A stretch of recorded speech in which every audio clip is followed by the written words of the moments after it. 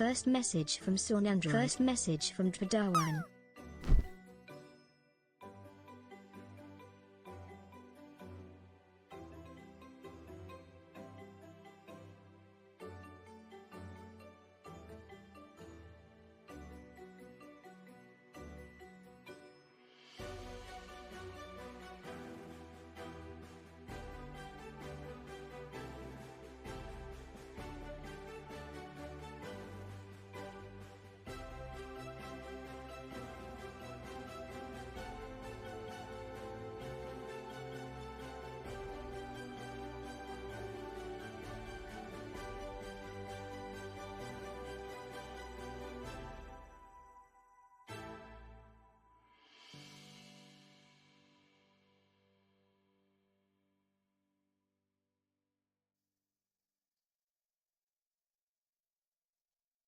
Yo, hello.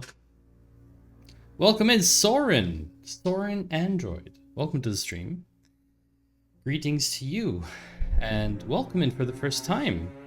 As a chatter, you may have been here lurking before. For a long time, who knows? It's always a mystery. If you'd like to tell us more about yourself, please feel free to do so. Dr. Padawan, hello. We had lots of contentious battles today, Dr. Padawan. Can't lie, I enjoyed them. I did, in fact, enjoy our battles over items in Panther World. How's everybody doing? It is Friday, the 26th of July, 2024. And today we have a challenge, which is why we have only cinematic music today. We have an epic challenge in front of us. A challenge that might take us to the brink, or maybe even break us. It's possible. It is possible.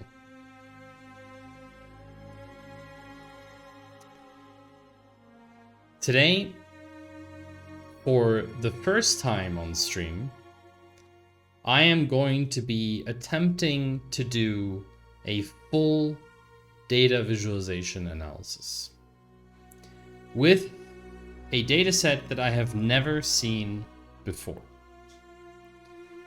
Not only is this going to be difficult, there are also real stakes as opposed to fake stakes. But there is a stake in this because it's for a competition. And once we see the competition details, I think you're going to see why it is a very interesting challenge for us. But I'd like to hear about all of your collective weeks, as in how was your week individually for you first, and then we'll have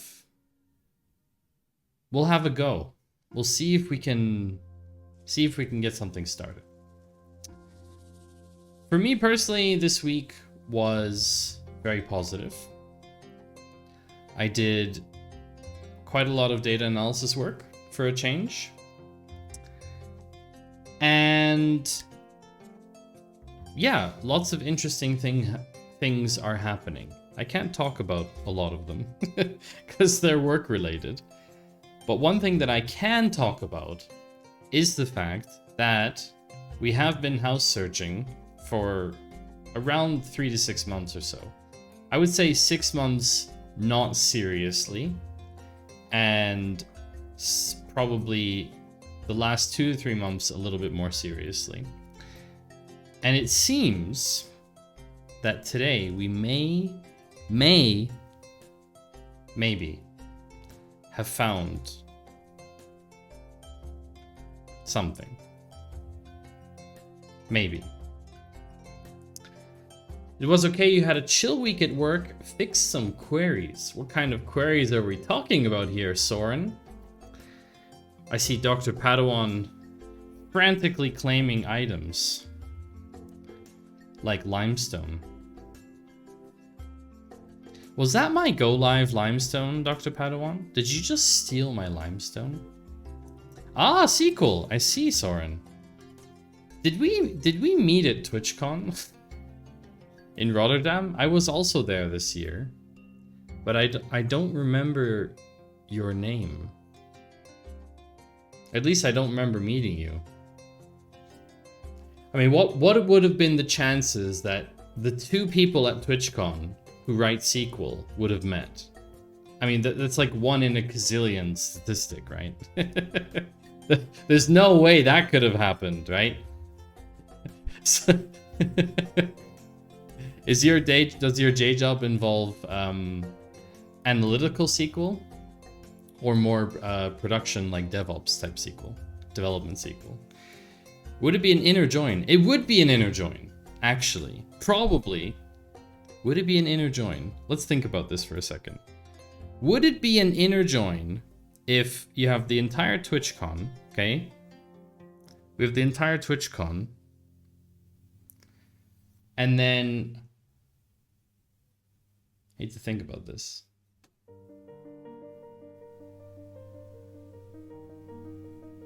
Yeah, probably. Probably. Mostly select statements as tech support. Ah, I see. Well, today you're going to be... Either you're going to be one of two things. Either you're going to be blown away in the positive sense. You're going to walk away from today's stream going, wow, Maddie is like SQL expert. That is crazy cool. Like I want to do that. I want to know that level of SQL. Or within the first 30 seconds of watching me write analytical SQL, you're going to start crying. It's one of those two options. There's nothing in between. There's no in between. It's very clearly one of those two things. Most people who are here already cry when they see me write analytical SQL. It's just part of the process. It's part of the... It's just part of the stream. It's just one of those things. You know, every streamer has their rituals or things that their community does. And this community is very good at getting upset over me not using right join. That's pretty much like a staple thing of this community. Everyone in chat saying, you need to use right join. Right join is the best join. I mean, there's like all these characters in chat that have decided to create additional Twitch accounts trying to promote the use of a right join. It's become yeah, it's taken on quite some form by now. It is, yeah. Dank Twin, thank you very much for the follow and welcome to the stream. Great to have you here. Why didn't those alerts go off? Bit strange. Oh, there it is. Sort of. Interesting. Huh. Interesting. Chat, did you hear these alerts? I feel like they were not even on there. Are they not even on there? But Dang Twin, welcome to the stream. Hope you're doing well. Thank you for the follow again. It's the only thing you can do here, actually, because I'm unaffiliated. Other than raiding me. Like, if you're another streamer, of course, you can raid me. Let's get a drop going. Interesting. There's no... Oh, that's right. I deleted something from this scene. I actually deleted something from this scene. That's why there's no alerts on here. That's absolutely savage. I didn't realize, but I had actually deleted something from here. Which is wild. That's... okay. Did I delete it from all of them?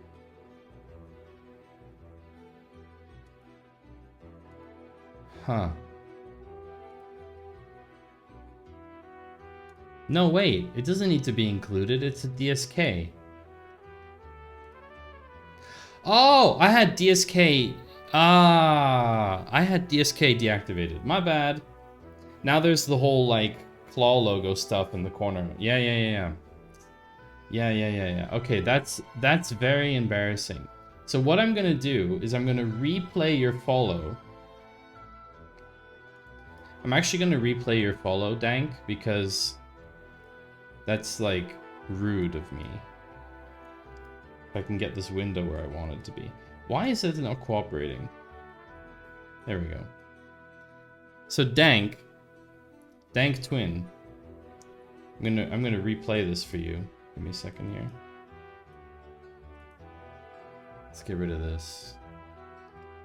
How can I replay? There we go. There we go. See? Easy peasy.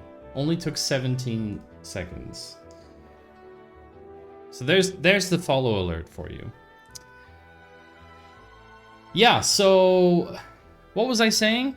I was saying something about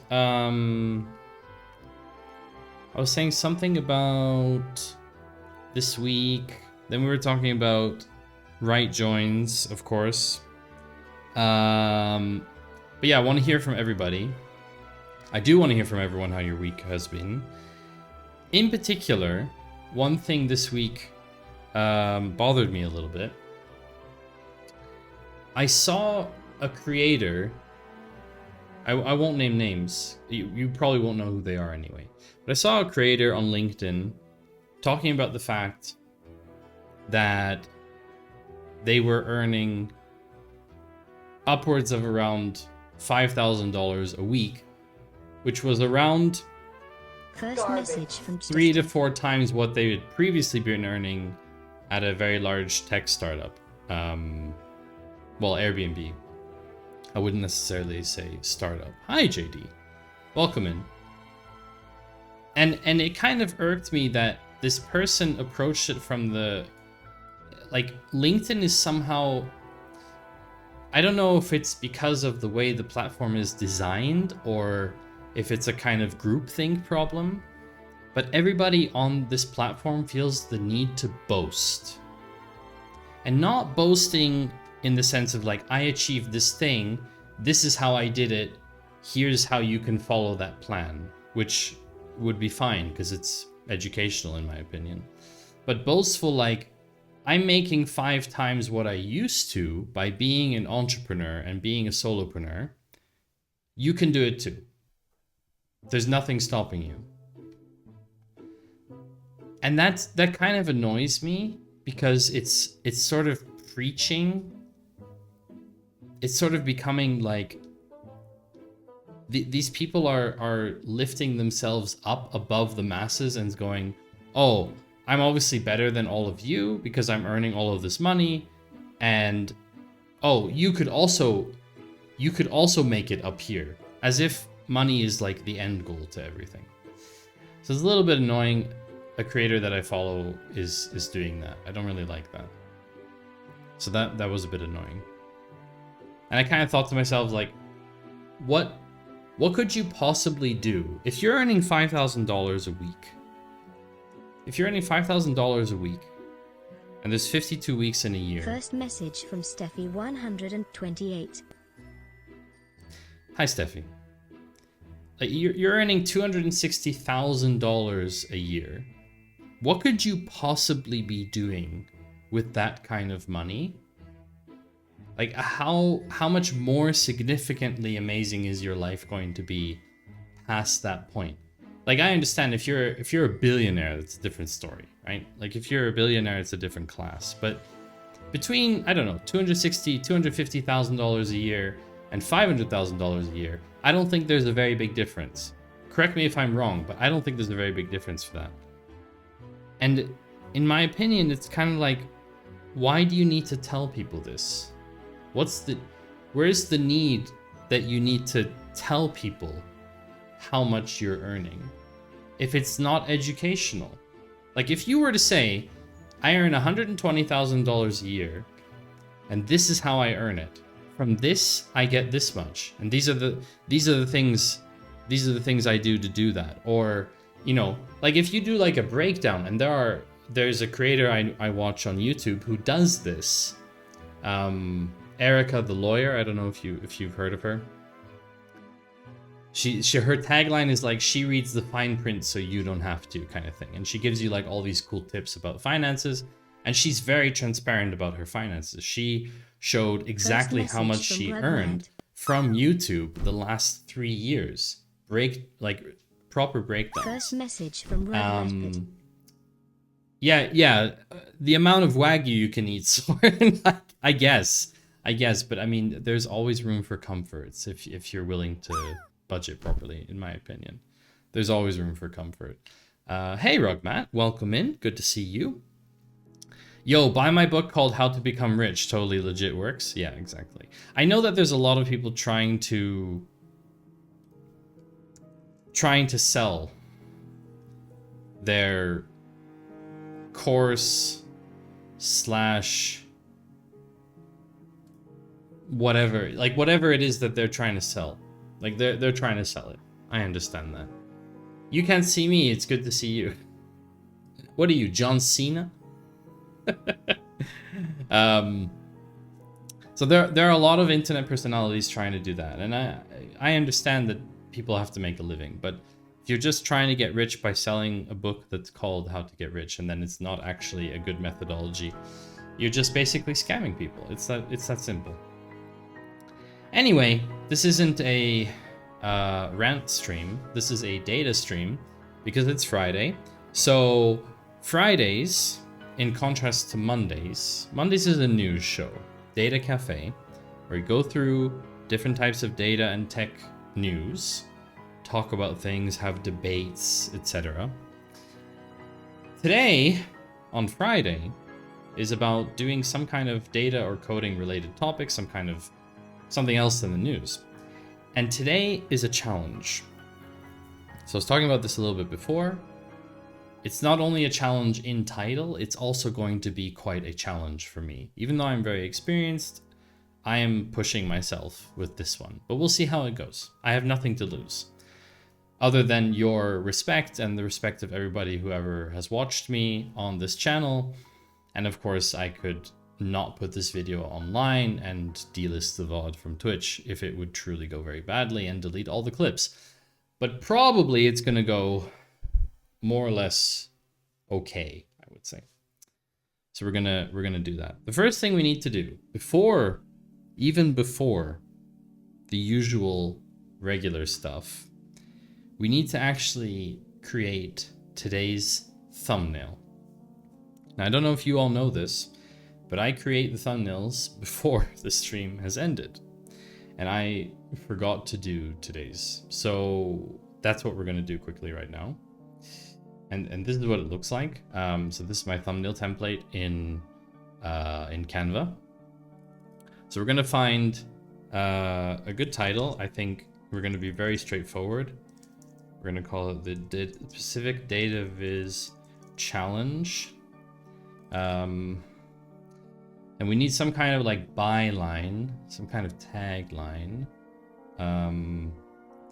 Building a data visualization in a single live stream. Or building a data visualization in public.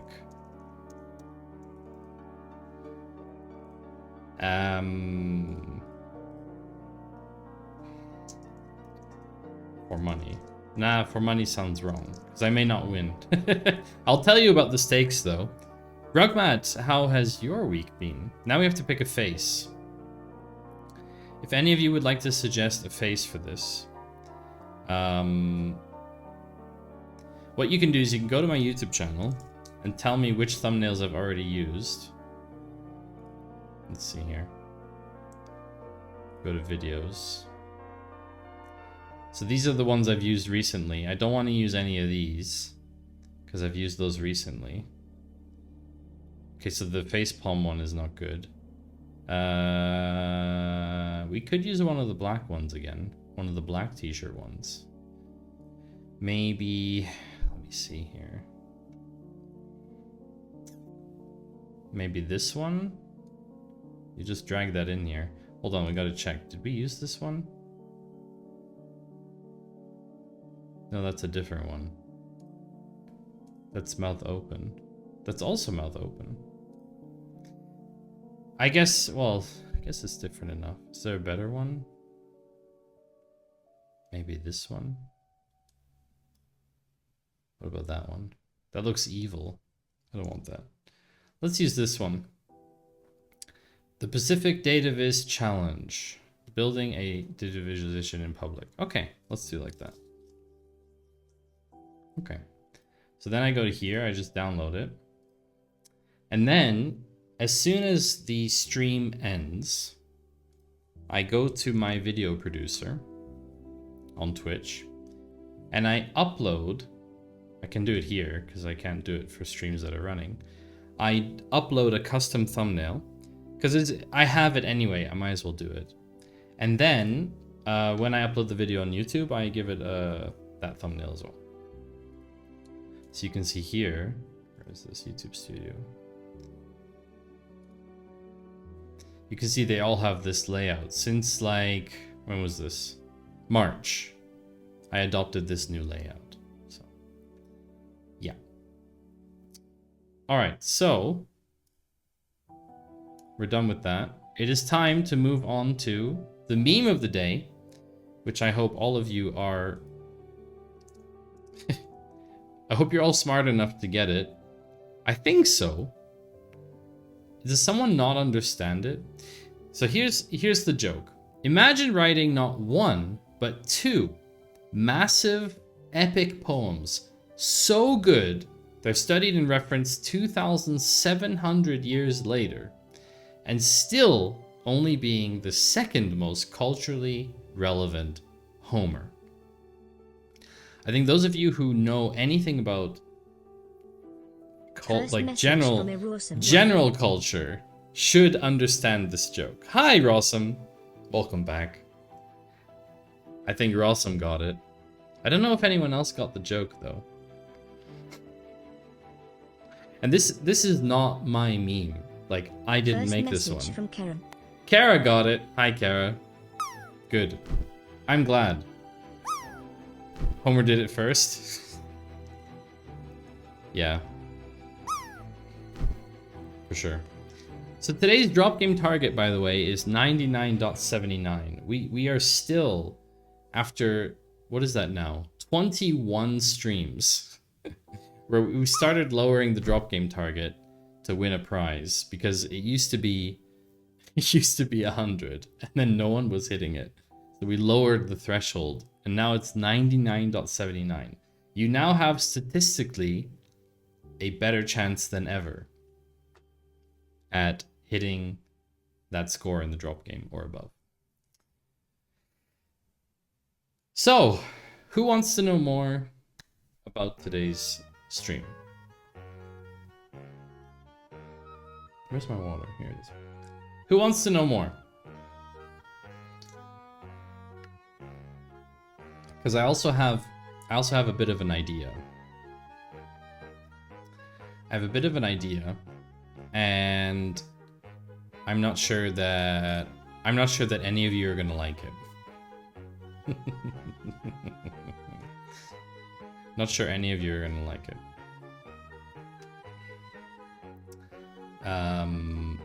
First message from Irish John Games. Hey, Irish! Why have we gotten... Oh, because there's AMD in the logo name? In the emote name? Irish John! Can we get like a rude clip for Irish John? Let's see. Maybe we can get like a super rude clip to play. This would be great. Can you imagine? So we shouldn't see those big balls anymore. But if we do, we're just gonna have to handle them. Hopefully they won't be too difficult to handle. Of course. Of course. Of course you're talking about balls. Thank you, Duke. Of course you're talking about balls on your stream. Why not? Why not? Jern, how are you, my friend? Those of you who don't know, Irish John Games, aka Jern, or just John if you prefer. Great man. Great man. Had a ball of a time. Speaking of balls, had a great time meeting him in Rotterdam. We've known each other before Rotterdam, but only online, and it feels like you don't really know a person until you've seen them. You can't really know someone until you've really seen them. Until you see how they react, you know? When you make a joke, or when you like kind of poke their arm or something. Like, it's really just very hard to really know someone if you haven't seen them. And that's what it really comes down to. Kara, 98.05. That is very close. It's close. It's not close enough. It's not close enough, but it's very close. How are you doing, John? Are you feeling better? I was also a bit sick after Rotterdam. I don't think it was anything serious, like COVID or something. But I definitely had a bit of conflu of something. And I was very careful. I wasn't like licking people's faces and stuff. So, yeah, I don't know what it was. But I think it's kind of part of the ritual at this point. Wherever you go, you're always going to get sick afterwards. It's not only TwitchCon. I've had that before from other cons, other kind of conferences. Yeah. And I don't think you were licking people's faces either. So it's just kind of one of those things you just happens to you, you know? Just happens to you. Yeah, so today we're doing a bit of a funny thing. And yes, you can follow along. Thank you so much, Stream Elements, for supporting me in helping chat follow along on this one. We're going to be doing a live data visualization. You may be asking yourself, why are we doing this? Well, the short answer is for money. That's the short answer. Of course, there's a long answer. I don't think any of you are interested in the long answer. So let's dive in by talking about this challenge, okay? So this challenge is called the PACIFIC DATAVIZ Challenge. And of course, as is tradition, we are not submitting this until very shortly before the deadline, because I'm a procrastinator, like most of you probably all also are. Are any of you not procrastinators? Who of you has a deadline like this one, May 1st to July 31st? Who of you would go and do this on May 1st or May 2nd? Which of you are like that? I am not like that. I am the person who waits until 4 days before the deadline to do it live on stream, by the way. So that is me. Anyway, the PACIFIC DATAVIZ Challenge, I came across this a little bit randomly. 4 days, so much time. I know, right? We have so much time left, Kara. No problem whatsoever. You usually submit it on the 32nd day of the month. That makes sense, Padawan. Yeah. So this challenge, I came across a bit randomly, to be honest. I kind of just sort of saw it on LinkedIn. Through someone I was following. I don't remember.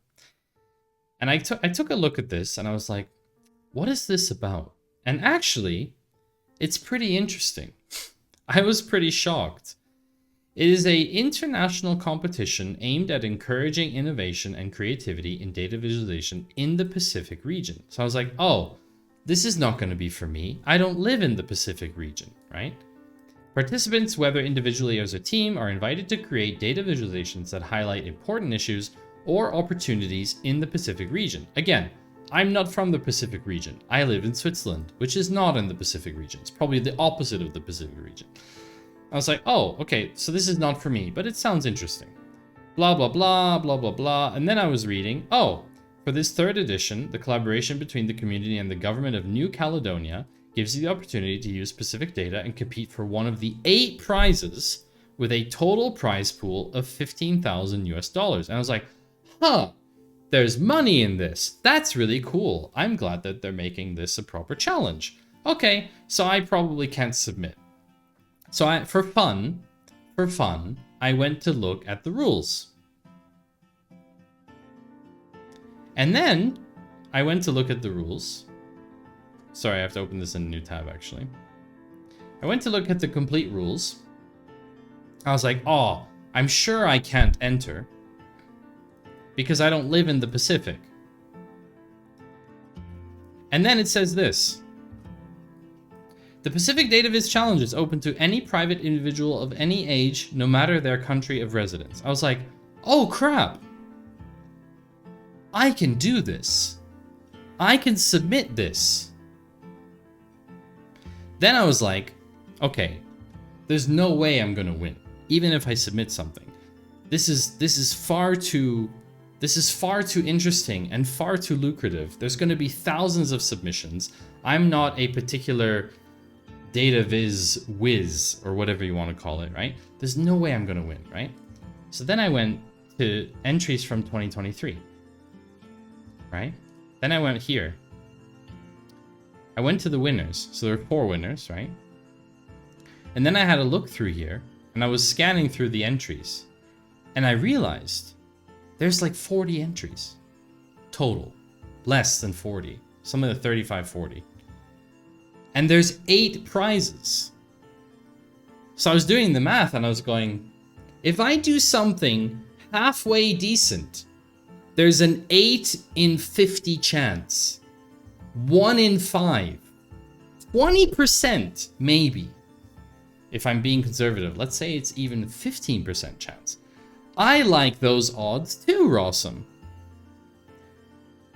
Now, maybe they're not featuring all of the submissions. It's true.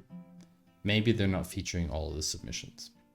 But I went to look at the winners of last year. So there were 3 interactive ones and a static one. And I went to look at the Food in Paradise, which is the winning one, first prize, okay? Why is this not working? Here we go. I went to look at the winning one. Now, I don't know much about Power BI. I've only used it a couple times. But you can do like, okay, over the years, blah, blah, blah, blah, blah, has changed. All the data comes from here. Food prices in New Caledonia. There's like a source for the data, which is great. Analysis by food sector. So I open this thing and there's this dashboard here, right?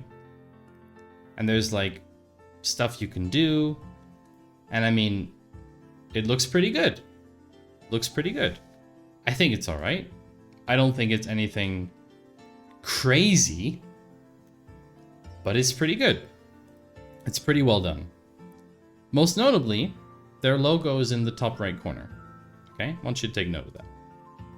Number 2, this was second place. Okay, this is the Tableau Public dashboard. Yeah, it's a decent DataViz. It's no problem. Carbs on the coast. Are imported foods shaping health in the Pacific Islands? Great question. It's a very good question. It's unfortunately a yes or no question. I would have liked to see a non-yes or no question. So I looked at this. I was like, oh, this is also a very nice data story. This is a very good data story. Country level patterns. There's insights here. There's takeaways. The charts are very well annotated, very well made. The overall CI/CD is very good. It's very, very well done, right? It's a very, very long analysis, but hey, some of these charts are off the charts. Like, they are very, very good charts. These are very interesting, right? I think they're pretty high level. Like, this isn't something that someone who doesn't have data experience can read easily, though. And then there's data limitations and data sources and stuff. This was the second prize last year. And this is the third prize. Also Power BI. It's great that they're still accessible, by the way. This one was in French. We also see the logo again of the PACIFIC DATAVIZ challenge. So this one is interactive, but I could not figure out how. Maybe because you can click through it. Maybe because you can click through it. I didn't see any filter options. Something baguette. No, I can read French. I can read French. Apport énergie énergétique moyen is the average energy requirement. No, apport is gain. I guess it's gain. Anyway, so you can go through these different pages, but you can't really actively filter something. But also pretty cool, like with an actual map. That's pretty cool. It's not something easy to do. So yeah, there's all this stuff in there. But in general, my feeling was these are all fairly standard. Okay? They're all fairly standard. There was one that impressed me a lot, which was the unique prize. The 2022 assessment of the Caledonian fruit and vegetable market. So this is a poster. And honestly, this is pretty freaking cool. So they've gone ahead and actually drawn, so this is like an infographic type thing. They've actually drawn something and annotated the data in manually. So it's not live updating, but it looks great. It looks so cool. And it is like, apart from the 3D bar chart extending into the space, I'm not so sure about that one. But in general, this is a really, really cool way to show data, and this deserves a unique prize. No question. Hello, White Panther. Tax the rich, indeed. Tax the rich. Let me tell you all a little story about today, okay? Because I know that White Panther's gonna want me to tell this. I know that White Panther's gonna want me to tell this, okay? Today we were in White Panther's stream, playing as usual. We were playing the famous game Panther World. Let's see if we have a clip of White Panther. Maybe we'll get a clip of the stream today. I don't even know. It's possible. No, it's the wrong one. It's the wrong one. Do we have a clip from today that we could play? Panther? I think we have one, no? Is it this one? I wonder if it's this one. Let me check something. Is it this one? I had a meeting with Twitch. No, it's not that one. I have some here. Hold on.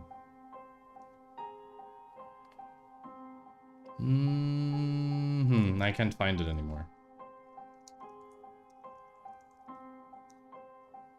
Let's go find the clip from today. Anyway, we were playing today. We were playing Panther World. For those of you who don't know, Panther World is a Twitch chat-based multi-user dungeon style game. Now, what is Panther World about? It's about collecting items. It's about collecting items. I would say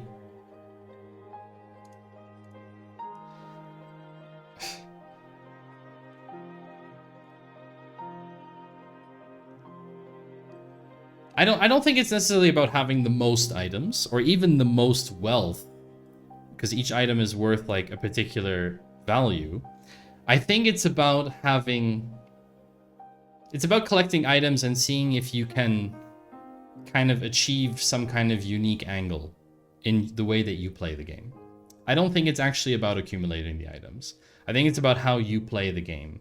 Anyway, if you want to see a little bit what the game is like, then let's watch a little clip here. Let's watch a little clip. Matty's getting his banana. Matty, just stop. Stop playing the game. I'm going to put you in offshore. So banana spawned. Wrong zone. You are in the wrong zone. Change zone now. You can see on here there's a little map in the bottom left corner of these different commands you can use. Shut up. These different commands you can use to play the game and claim these items, like bananas.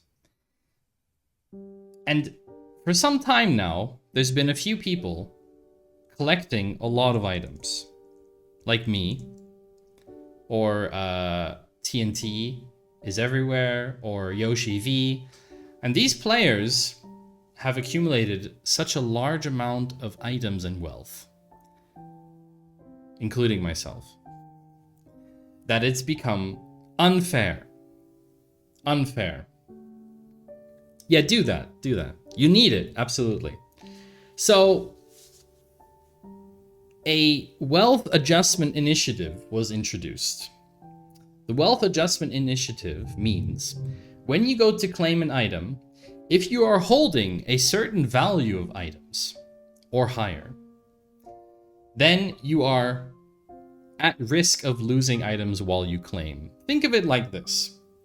You're holding a giant bag of loot, and you go to pick up loot on the ground, and you drop 10 of them on the floor. That's literally what this mechanic is. It makes the bag rip or whatever. You drop the bag, and as you pick up this item, you drop these other items. And they're instantly claimable by other people, so other people try and swoop in and claim these items. So this wealth adjustment initiative is dangerous, because every time you go to try and claim an item to increase your wealth, and increase the amount of items you have, and get new items that you didn't have before, you're taking a risk. And I thought to myself, maybe I could reduce this risk. Maybe I could pull a Bezos and put all of my items offshore into a second Twitch account so that I'm not holding those items when I try to claim something. So if I do get taxed, because I'll be over that threshold, the only items I'll lose are low value items.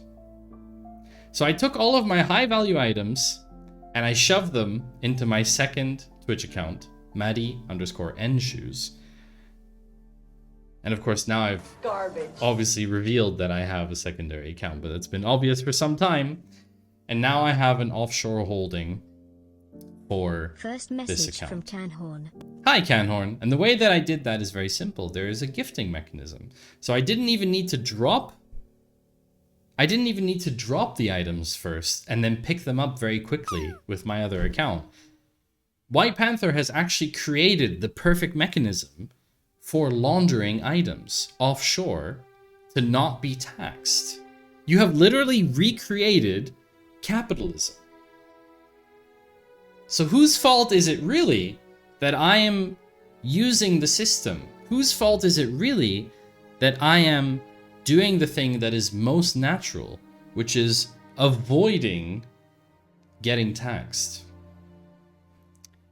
There are loopholes. Now, because I recognize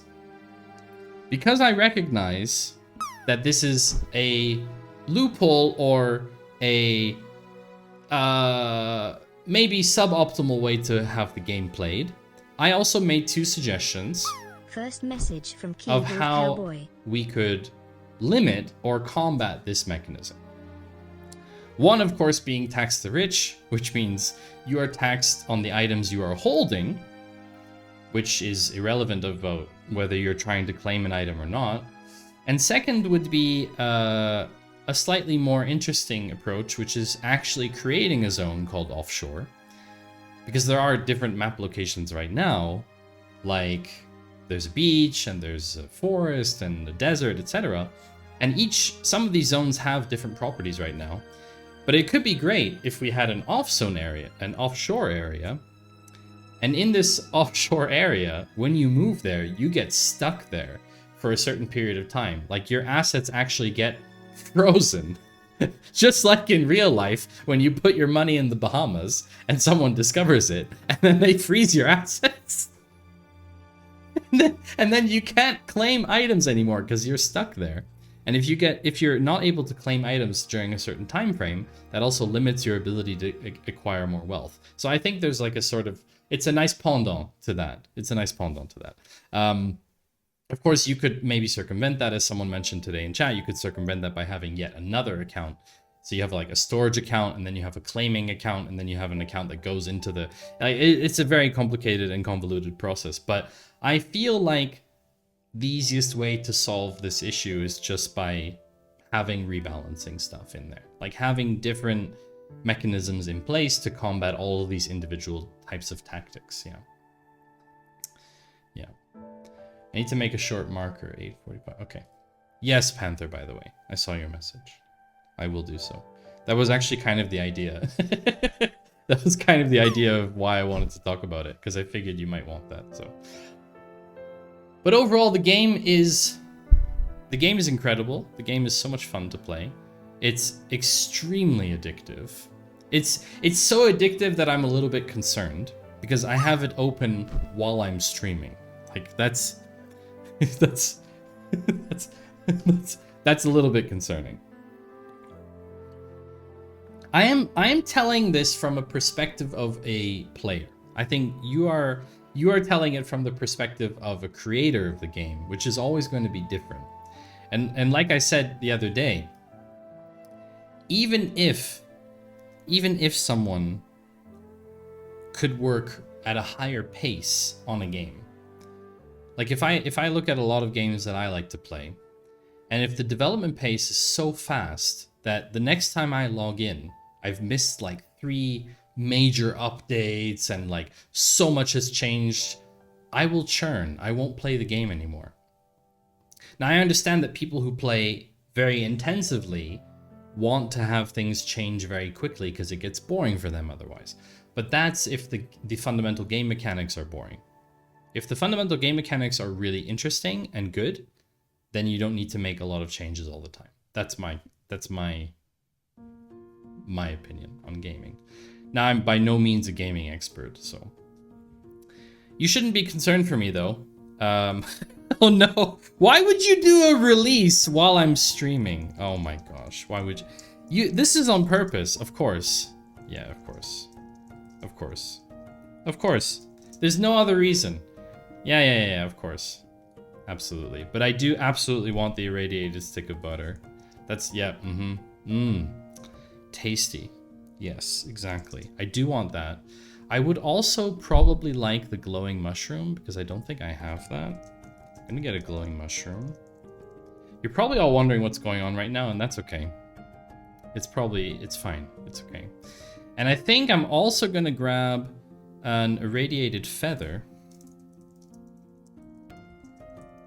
because I think I don't have one of those either. I'm hoping I don't get wealth taxed. Ooh, just managed to get that one in. Ooh. So if you want to see this, hold on one second. I can open up my inventory here. I know that Panther doesn't want to see people's inventories. So Panther, if you don't want to see this, then look away. I'm gonna show you my inventory here. So now, see, I'm at 8713. Okay. I'm trying to stay under 10,000. I figured like that's a good number. If I look at the leaderboard, I feel like staying under 10,000 is good. Like, that puts me in 10th place right now. That like, because some of these items are worth 10,000. There's like one item in particular that's worth 10k. So I feel like staying under 10,000 is a good way. Although this is certainly, you don't need to be a data analyst to see that this is a massive anomaly. And that, of course, someone with 35 items having 53,000 wealth is probably an offshore bank account, if we're being honest. But anyway, very exciting game, really, really cool. I know Panther that you're going to criticize your design all the time, but please doing that. You could write a book on the tactics of Panther World based on data. That's true. You could write an entire book on that. The one thing that I did want to do, which I feel like now is a good opportunity to do so. See, if you're here for a little bit, Panther, you have to tell me whether you have time. If you're here for a little bit, what I would like to do is actually go to the Panther Wiki.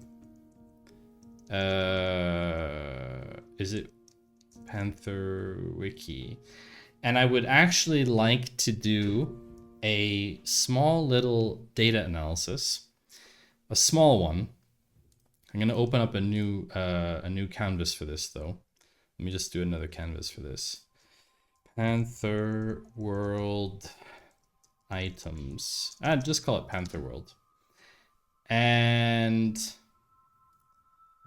I want to do items. Here we go. How can I get, if I can get the, I'm so here for this white paper. What is this decap? Contribute? Can I actually get the raw JSON for this? Content. Posts. Items. Index MD. Ooh, okay. This is great. Perfect. This is in Markdown, which is fine. CSV is fine. Yeah, CSV is fine. So I can take that. Is that the end? Looks like it's the end. Yeah. Perfect. I think this works. Let's find out if this works. So I need... No, that doesn't work. I'm gonna have to save it. I'm gonna have to save it first, which is fine. I can save it first. Ooh, this is a bit big. Okay, and I'm gonna have to do a little bit of cleanup here. This has to go. This pre has to go, and this last part has to go.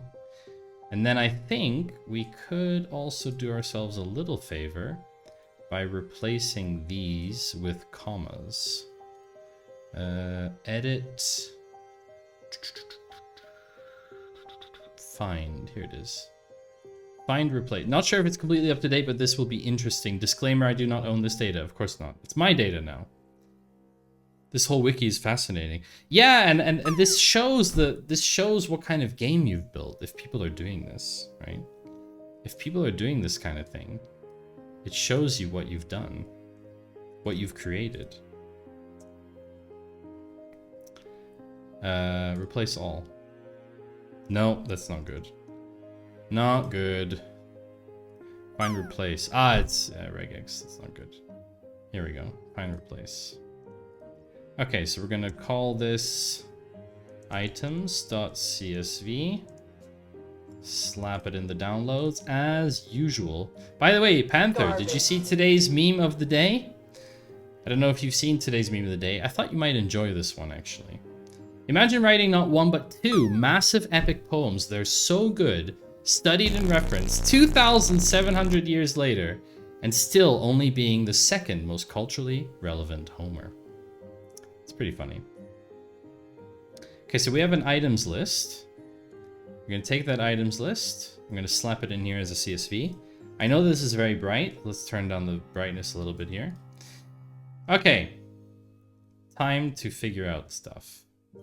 So one of the things I want to figure out, so as you can see, you have each item is its own line. Each item is its own line, right? So each item has a kind of identifier.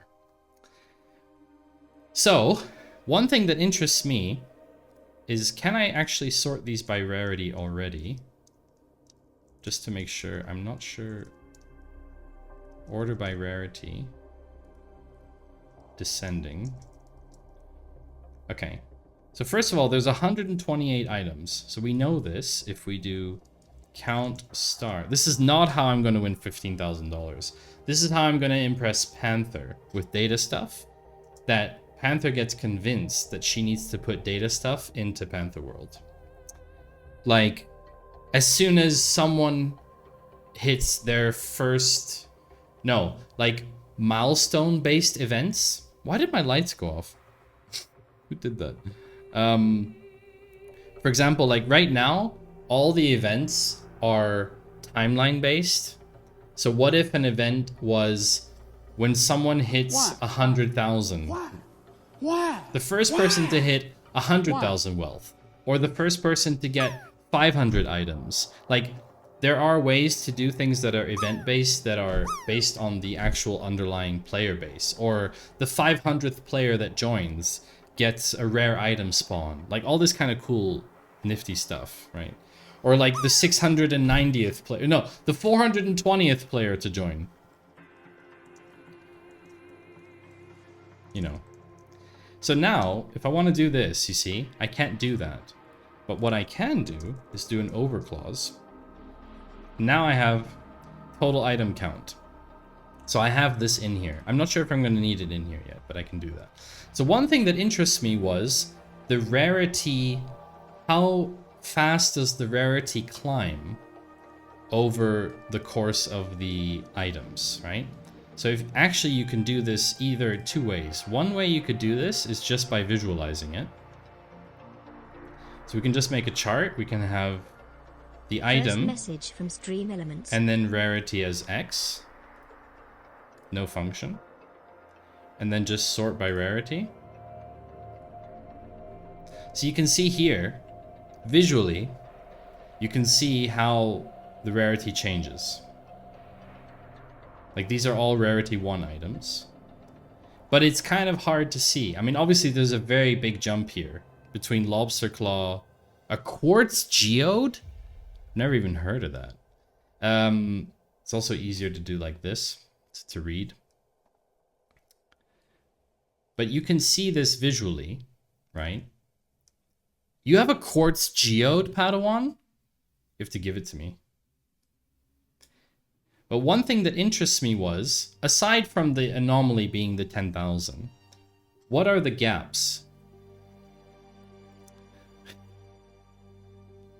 What are the gaps? And for example, what's the percentage gain between each of those steps? So percentage gain is like this. Percentage change between two numbers. So percentage difference or percentage change, is it percentage change? Yeah, so this is the formula for percentage change. You have basically the old number minus the new one, or is it the old one? Sorry, wait. V1 is the change, yeah, change from V1 to V2. V1 is the old number and V2 is the new number. So if you want to take this calculator, this is also something very cool, by the way. You can just drag screenshots into here. No other DataViz tool allows you to do this, by the way. Disclaimer, all rarities are based on vibes. Should we rename rarity to vibes? just so it's more wholesome. Anyway, so what I can do now is I can say, I can do a lag. Is it lag? Actually, I could do a lead function. So if I do lead over, if I do as this, as previous item, lead needs a parameter. Yeah, sure. Item. So you can see here, I don't know if this makes sense. Let's just include item to make sense. I don't need this count anymore, actually. So you have here, you have previous item is golden loot. Topaz, why is this one null? Ah, hold on. Order by rarity, descending. There we go. So you can see, basically, you defer it by one row. So I'm getting the previous item. The reason I'm doing previous and not next is because every item has a previous item except the lowest one. And so I want to calculate the difference between the highest and the lowest, and not the difference between the lowest ones, because they're both 1. So now instead of getting item, I do rarity. Now if I include the rarity of this one, you'll see why this makes sense in a second. So the previous item rarity is this. And now we do this formula, which is, let me just make this a bit bigger. So the formula is change from V1 to V2. So we're going to do previous item. So this is the old formula. So this is change from V1 to V2. So this is the new one. So we need this to be, hold on, rarity minus this divided by rarity, which is V1, the old value. The song is ended? Hello? Pretzel, what are you doing? Okay. They definitely go up somewhat exponentially. So this is now, I'm going to rename this, percentage gain. The thing is, percentage gain is kind of interesting because this isn't just the absolute number gap. This is the relative change for each step. You should remove the duck, it won't spawn. That's true, but people still have it, and people can lose it in wealth readjustment, and it can then be claimed by other people, or someone could lose it and it stays on the ground. Anyway, so now I'll show you something interesting. So you have this chart here with rarity. This is the rarity chart. But look at the difference if you plot rarity or percentage change. Look at this. Now we take percentage gain, no function. Why can't I? Oh, sorry, item. Do you notice anything? Apart from the one that doesn't have it. Do you notice anything?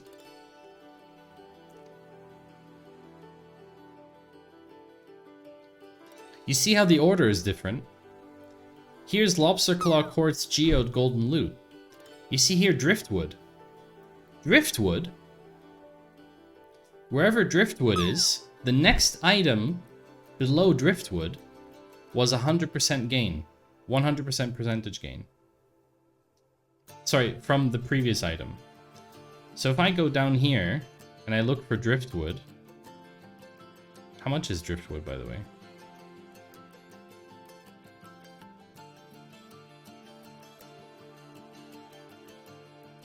Where is Driftwood? Oh, you know what? I can show you something really cool now. Watch this. Color. If I do a control cell. If I do a control cell. No, not that one. If I do a single select control cell. And I take the items. What did I call it? A. Take it A, and let's take the item name. And then I'm gonna do, in this cell, I'm gonna do color is the item. Can I connect it to a control cell? Item is connect to control. Yeah, I haven't selected any. Driftwood. Oh, that's a shame. Oh, I'd have to put an intermediary step in there. I forgot about that. I'd have to put an intermediary step. I forgot about that. So Driftwood has a very strong change, and yes, I'm lowering my chances. Driftwood. I can't search within the actual thing. Where is Driftwood? Here it is, Driftwood. So Driftwood... Ah, that's interesting. So Driftwood goes from rarity... Driftwood is the first item in this list that goes from rarity 1 to 2. But that's the same for all of these other items. Yeah, this is not good. We actually need to group them. We actually need to group them. Hold on. This is not good. No, no, no. This is not the right approach. We need to group the items. We need to group by... I need to pre-aggregate them into groups. Hold on. Select... Let's do array ag. Array ag. Item. As item ARR. Does this work? Rarity must complete. Yeah, there we go. And then we're gonna do the rarity as here. We'll comment this out for a second. Group by... Oh, you do need oh yeah, Panther World emotes for the chicken. That would be so cool. Group by rarity. What's rarity? Here we go. Okay. So now we... Ah, yeah, this is better. Okay. And then we're gonna do... array length. I want to see how many are in here. As item array length. Cool, okay. This is much better now. This is much better because now we can do the percentage gain between each rarity class, not each item. This is better. So I have to change this from item to item array. Yeah. Change rarity, blah, blah, blah. And then item array. There we go. Nice, okay. So you can see, now we can see the biggest gain.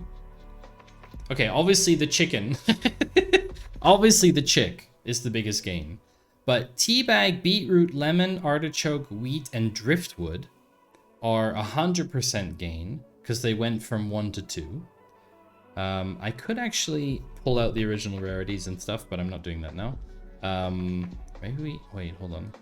Can we do rarity and then... What is it? Lead rarity as prev rarity. Can I do that? I could add this as a custom label. Maybe. I could have rarity. Hold on.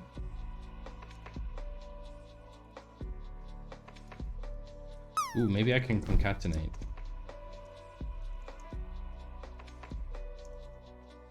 Ooh, that's a good idea. That's a great idea.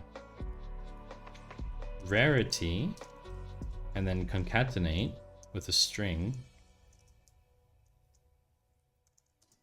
This is very fascinating because I have no system. Well, you're about to see how bad your no system is the real question. Previous rarity. Oh, sorry, that's the wrong way around. My bad. This is obviously very hacky as well. This is not how I would probably recommend to do this. Rarity change.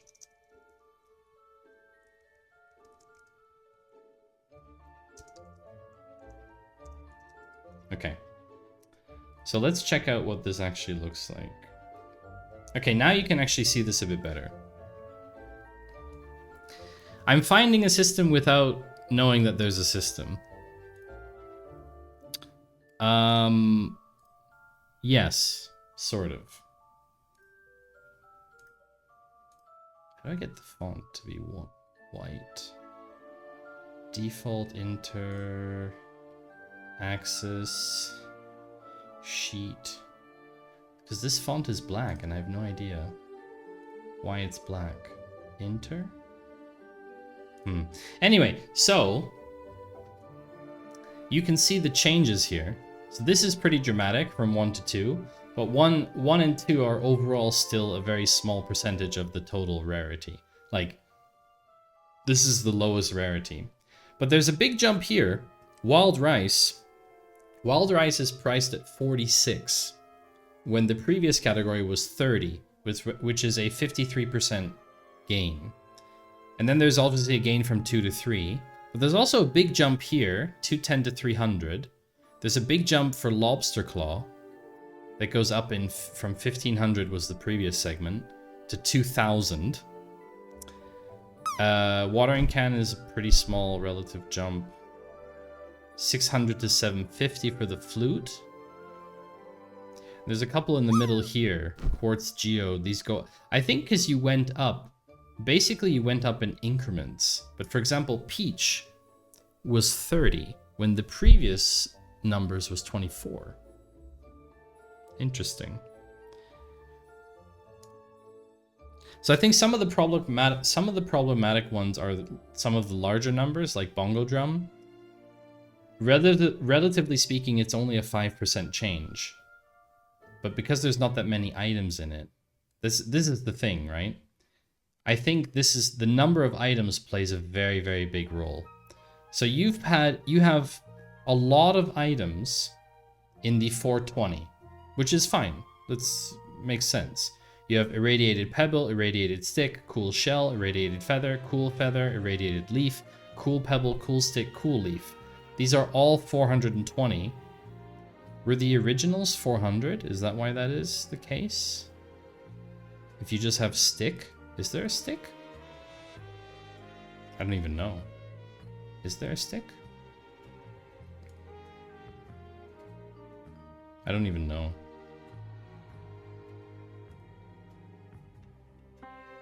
Is there a stick? Stick. Stick of butter. There's no normal stick. Okay. But anyway, the point is, I think that the size of each category is very important. The size of each category is important. Now, what you can also do from this, subsequently, separately, is you can do what's called a binning analysis. So now that we have these item arrays, we can do what's called binning, and we can say we want the item array binned, and we want the rarity to be, oh, this has to, it won't bin an array. Hold on. We need to cast one of these as a string. String ag. Item. I don't know. What should we put as a symbol? Maybe a pipe. Yeah, a pipe is fine. Item, ooh, hold on. This is not an array. There is currently no stick, exactly. Item str be the right thing. Let's check item str. Bin. No function matches the given name and argument types. What's happening here? Doesn't like that at all. Why doesn't it like a string?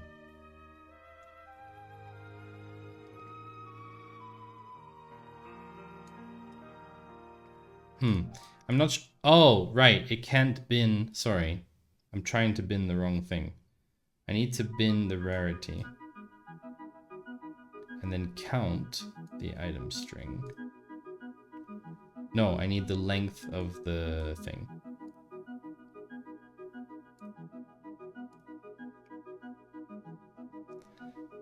If there's no stick, how can you keep this carrot dangling in front of him? That's true. If there's no stick, why is there a carrot?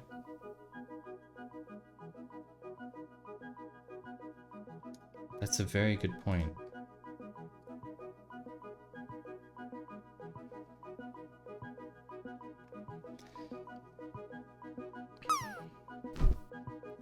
So let me just do one thing here. The bin width, I'm gonna make 500. No, it's not enough. 250. I need to change here. I don't want to see. Hold on. I don't want to see above 2000. Okay, so this is basically the ultimate point is this is your density of rarity. Wrong window. I also ordered her mouthpiece. Wrong window. This is the density of rarity that you have. So you have, is it total? Yeah, sum. So you have 9 items at 1000 rarity. I guess you could have done this differently as well. You could have done without binning. Actually, you could do this without binning. You could do rarity and then you can actually do this from the raw table even. Actually, you can do bar rarity no function y item count.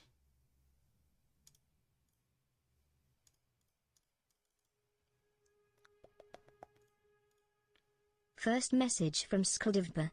Hey, SQL Dev DBA. Welcome back. Glad to have you here. So this is basically... Oh, why did it do that?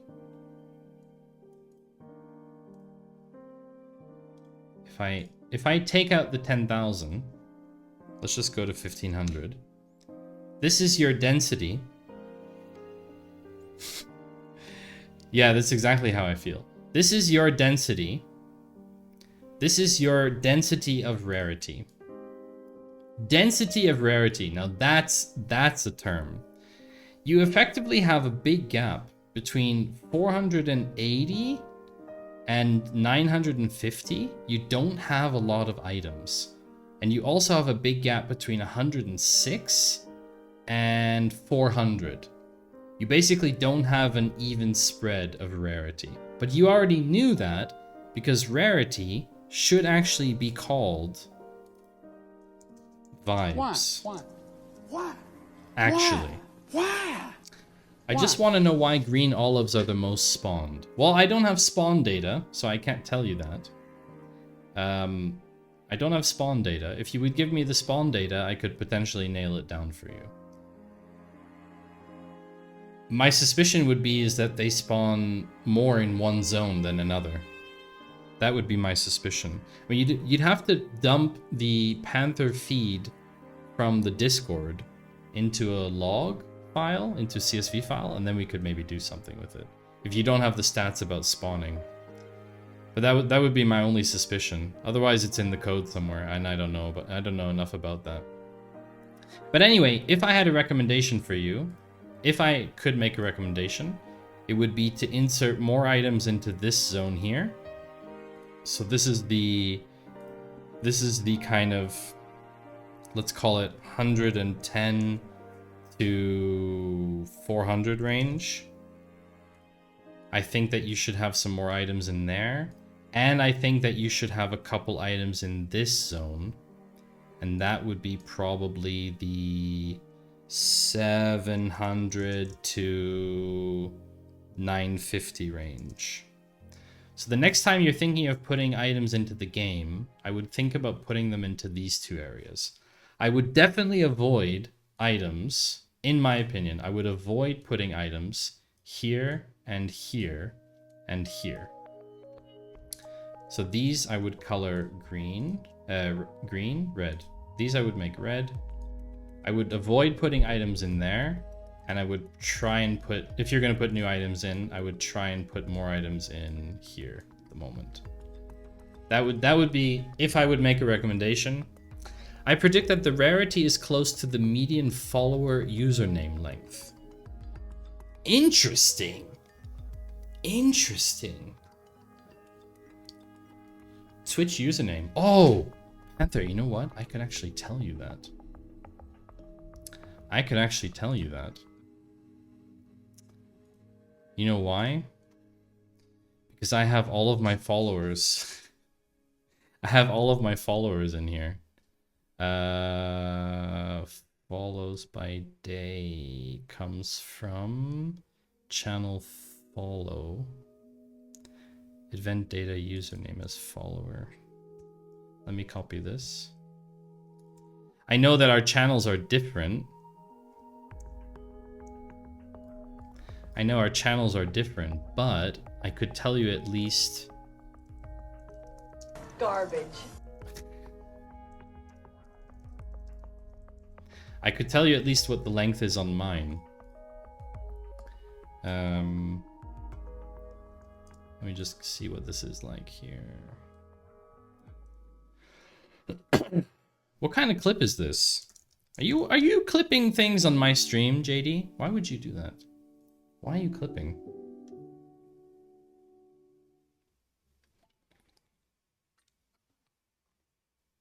It's not even loading. Must be a weird clip then. Okay, so I have, well, day of week is irrelevant. Followed hour is irrelevant. Followed at. I could actually just do follower. Distinct. Because some people unfollow and then refollow again. Do you want to see that? Do you know that? There's people who actually follow and then refollow. Look. I can tell you who they are. It's actually wild. But a lot of people think, oh yeah, they'll never know. It's not true. It's not true. You can find out. If you track follows, whenever someone has refollowed, you can see it. You can't see if someone unfollows you, but you can see if someone has refollowed. For example, Basti. I have 4 entries for Basti. Maybe these are like people who do this on stream or something. Like Maddie N Shoes, for example, I did that, right? But these are all, there's not a lot of people who do it. You can see there's not a lot of people who do it, but it happens. It happens. Anyway, the point is, follower, distinct. What is the length thing? Length? I think it's length.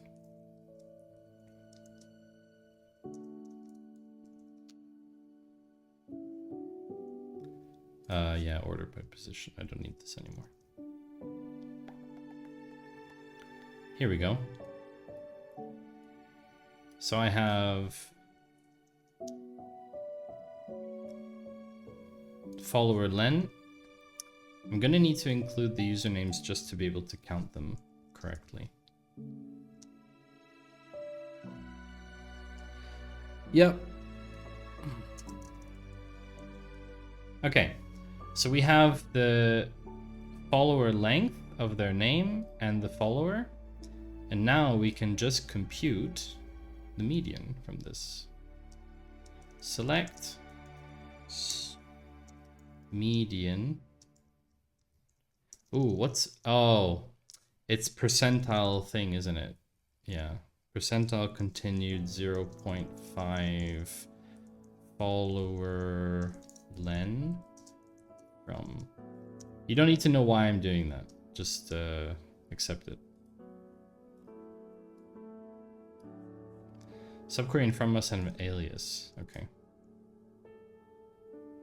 Within group is required for ordered set aggregate percentile continued.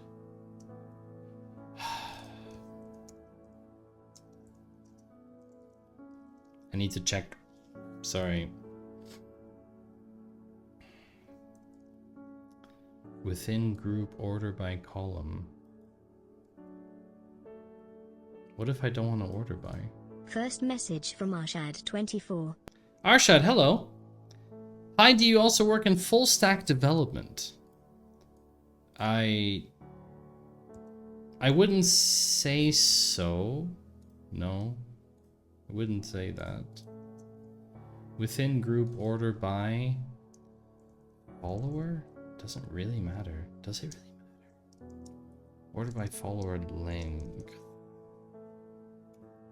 Green olive is rarity 9. Okay. Percentile count numeric integer doesn't exist. Christ.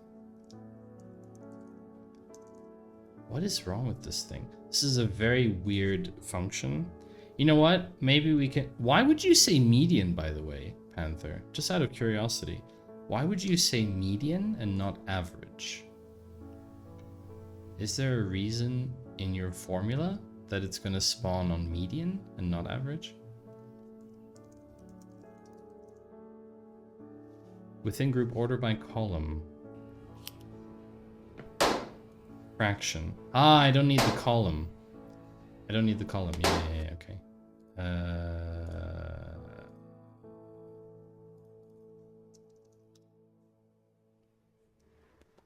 10. I guess you mean most popular. Most popular username length. Aha, that's not the same thing.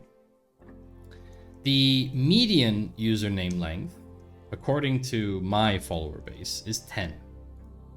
That's what this means right here. So mine is 10. My median. I should probably rename this as median. Aha. However, the average follower len, as average length, they might not be the same, is 10.39. So it's not far off. It's not far off. You're saying that rarity is based on follower username length. So it is a very good hypothesis. There's an 80% chance to go lower than the seed number, which would be 10. 10.39 would also be 10. I think our follower bases are probably quite similar. So if there's an 80% chance to go lower than 10, but not significantly lower, only one lower, like to the next category. So Rugmat, what we're currently looking at is Panther's Panther World. Let me go back. So Panther World, there are some suspiciously weird spikes. And one of those spikes is 9. What are the odds? So one of those spikes is 9 and one of those spikes is 420 and one of those spikes is 9. But we're talking about that's just the distribution of rarity. But what we were talking about is the frequency of spawn. So maybe green olive is the only 9 rarity. No, definitely not. In the 9 rarity category. Oh my gosh, you're right. It is. It is. It's the only one. Green olive is 9. There's a ton in 10.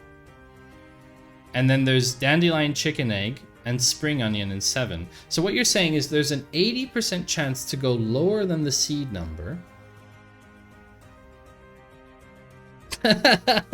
Dr. Padawan, are you changing to green olive? Is that what your username is going to be? Very interesting. Very interesting. Well, anyway, that was a nice excursion.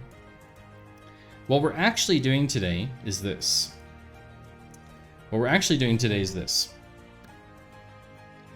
Oh, Dr. Padawan's name is 9. Wait, is yours also 9? White Panther. No, it's 11, isn't it? 1, 2, 3, 4, 5, 6, 7, 8, 9, 10, 11, 12. What about Maddie Two Shoes? Maddie Two Shoes is 1, 2, 3, 4, 5, 6, 7, 8, 9, 10, 11, 12, 13, 14. Oof. Soren, you are 5, 6, 7, 8, 9, 10, 11, 12. Interesting. Rate yourself in chat. Give yourself a number for your username length. Anyway, so we have 4 days, 16 hours, 31 minutes, and 10 seconds. From RightJoin Phoebus. Hello, RightJoin. To submit our Pacific DataViz challenge. Now, what's very interesting is, I thought I couldn't submit, but I can. You need to add more 9 rarity items. Actually, you're right, you do, yes. So there are 8 prizes to be had, for a total of 15,000. I do not think that I can win 2 prizes at once. So there are, for interactive, there's a category for second, third. There's a static category for second, third. And then there's 2 specials. One for youth and one for Pacific. So I'm not gonna get either of those, obviously. So we're gonna be competing in the interactive category. So the pool is smaller, I think. The pool is small. But there's a 3 in X chance. The rules. The other rule, the biggest rule, is concerning the dataset. So if we submit an interactive dataviz, which we will most certainly do because you'll be able to scroll over and mouse over and all that kind of stuff. You could also submit a video in theory. Participants must use 1 or more datasets from the selection of datasets specially provided for the challenge. So there's some on the Pacific Data Hub and some on the Open Data Platform of New Caledonia. And the big issue is I don't know any of these datasets at all. So that's going to be the big challenge, is picking which dataset to use. Now, the theme of this year is gender inequality. It doesn't mean that I need to do something that is very theme-based. If I look in here in the rules. For this third edition, the database must imperatively respect a theme. I don't know what that means. Imperatively respect a theme. Does it mean I can only use datasets that respect the theme? It's a bit strange because they have datasets here. For example, professional fishing in South Province of New Caledonia. And that doesn't make any sense to me. Why would you pick a fishing dataset for gender inequality as a theme? Like, is that a red herring? Is that a red herring?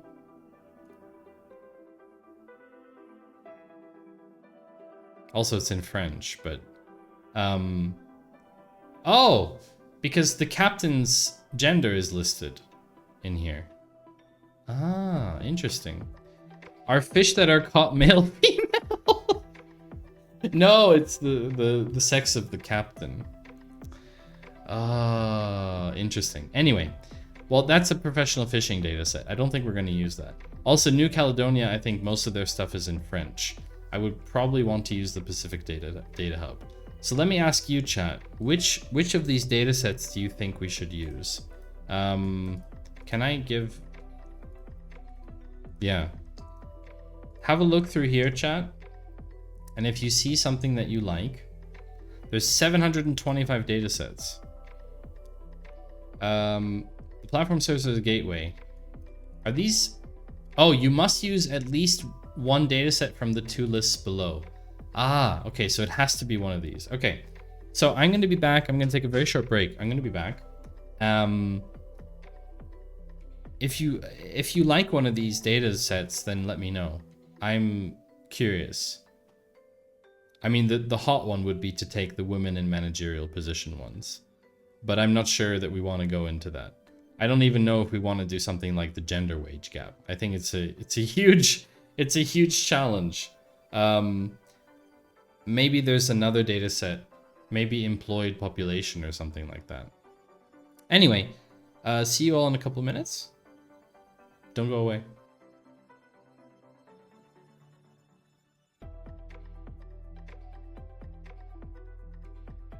Right, it is the question. Because I should be able to put it in app CSS. I mean, let's just target the aside and see what happens. H1, H3... 67 degrees! Oh yeah. Nailed it! Look at that. I am officially wobbly. 0 is the answer. Thank you for the good vibes though, I appreciate it. Control, how are you doing today? How much I've made? So T. Drayson, I could have that. I could provide that, I guess. Wait, I have a question. How much I've made? I don't think I can have that here. Because this is it's okay. Not that one. Oh my god. Oh my god. You should have warned me about this. Should have warned you we're live. Did you Oh. Hello, everyone. Welcome, everyone. Please say hello to Juliana. Yay. I just found out that I cannot curse, so that's this wasn't in the terms of conditions, but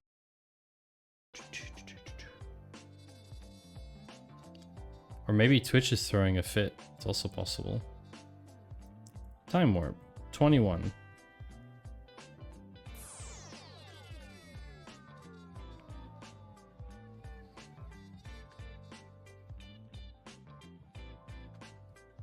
There you go. Drop game died too. Maybe it really is like a Twitch thing. At midnight, it like switches servers or something.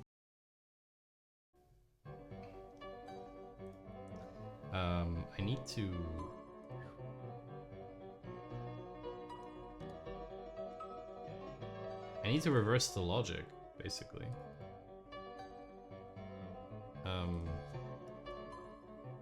I need to reverse the logic. I'm not sure why it is that way. Oh, I love this chat. We can't do that. That goes too far. You get told 2 minutes later.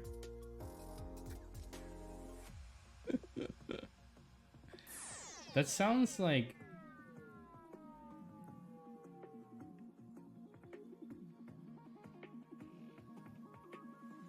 That sounds like... I don't know. That sounds very broken. Wow, all the screenshots. Nice.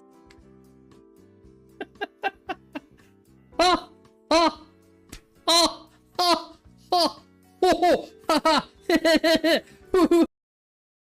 Right joins in my data streams without being upfront about it. I want to be transparent and admit my mistake to you as my audience. Moving forward, I'm committed to ensuring the integrity of our streams and being more open about my methods. Thank you for your understanding and continued support. Garbage. Ah, Soren. The not Discord. Okay. That makes sense. That makes sense. Welcome back, everyone. It in the captions it put your name as Sauron, not Soren. Soren, not Sauron. Okay, it didn't do it. I'm sorry. In case you have closed captioning activated. But you're guessing it's not what you draw from the data, but how you work with it presented that counts in the competition. Well, that's a very interesting question. Let's read the rules a little bit more to know exactly how they're going to be judged. Before we decide to do this, right? DataViz tools, problem and methodology. All contestants shall explicitly state a problem that their DataViz addresses. They also shall write in the submission form a brief explanatory note for the method used to address the problem. There's a DataViz license, open definition, original creations, no previous work, blah, blah, blah. The submissions shall be assessed by a jury. The public figures on the jury may neither compete nor assist. Jury is sovereign, decisions are final. Jury shall not be required to explain its decisions. Selection criteria. Submissions shall be assessed based on the various criteria, including the following, not listed by order of importance: storytelling, relevance of the story to the problem addressed, design, innovation, and technical skill. Okay. Following the jury deliberation, the winners will be awarded cash prizes. So interactive, I have the chance to win basically $3,000 maximum, $2,000, $1,000. Okay. And so these are the two special ones. So the Pacific entry, special category, is for someone in the Pacific region, and the youth entry is for someone 26 or under. What's interesting is, in addition, the jury may, at its own discretion, create other prizes to distinguish one or more DataViz, for example, for their originality. Now, I am quite sure that no one is going to use count for this competition. I'm very certain about that, because count is still a fairly unknown data tool. So I could, in theory, even if I didn't win a prize for first, second, or third place in the interactive category, in theory, the jury might decide to give an original prize of some other kind. So, prizes are not transferable, blah, blah, blah. The winners of the challenge will be announced at an award ceremony to be held on Tuesday, August 13th in Noumea. Winners will be notified of their prize at the event. And everything gets posted on the website. So here's the thing. There's a prize giving ceremony on 13th of August at 12 p.m. GMT plus 11. What the heck? Okay, wait. I need to do time zone math.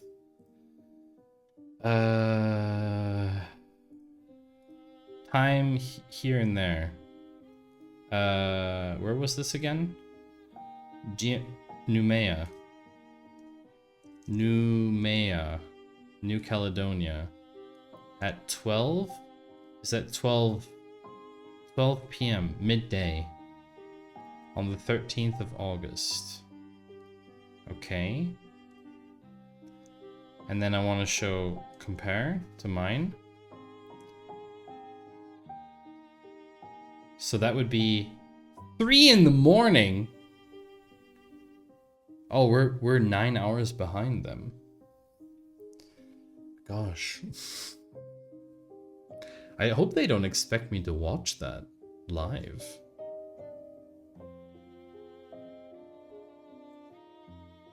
Okay. They're 9 hours ahead? Now I need to look where they are.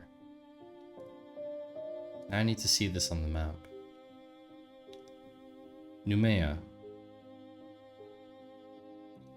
Gosh. That's really like the furthest away that you could be from us. Really. Realistically. It's very far. Alright. So we've done that. So now the question becomes... True and sincere information. Authorize the posting of their entries. We're liable for hardware and software. Declaring war into the organizers, they hold all the intellectual property rights. Confidentiality. Blah, blah, blah. Yeah. Easy. Easy. Image rights. Organizers shall provide a unique bank statement so their prize may be awarded to them. Okay.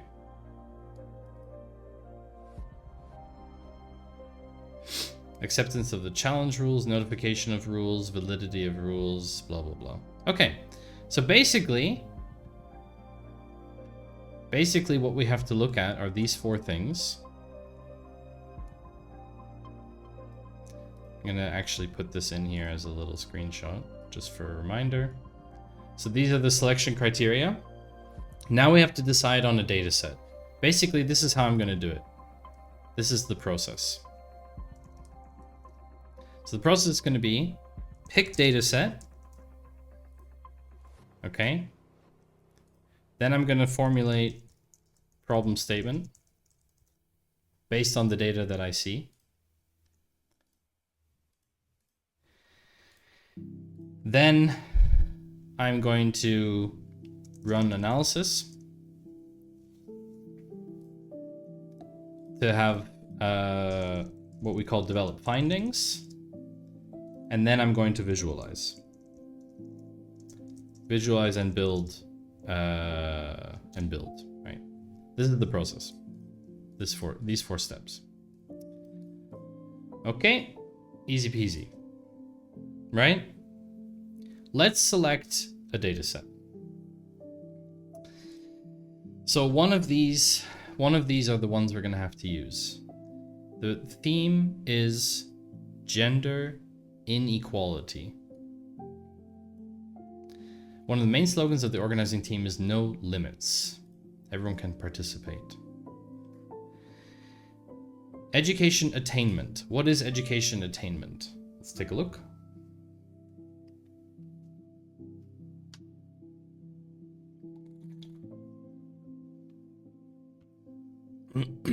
Education attainment by country, age, sex, urbanization, and disability status. So this is all data about the Pacific Islands? Yes, it seems so. Why are there so many repetitions? Ah, because I see. Because these are different. Okay. I hope they provide like actual raw data and not just computed stuff. What kind of problem could we identify here? I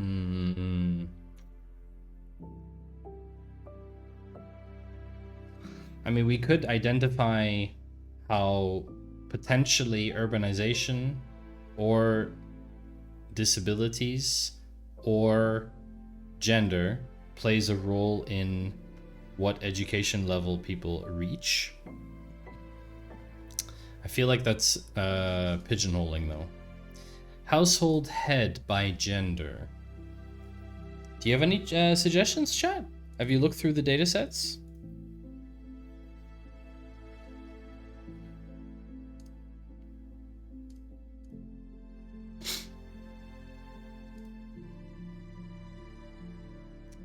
Household head by sex, country, urbanization, occupation, economic sector, household composition, and disability status. Household head.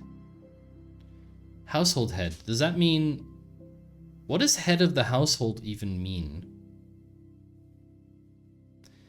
Household head.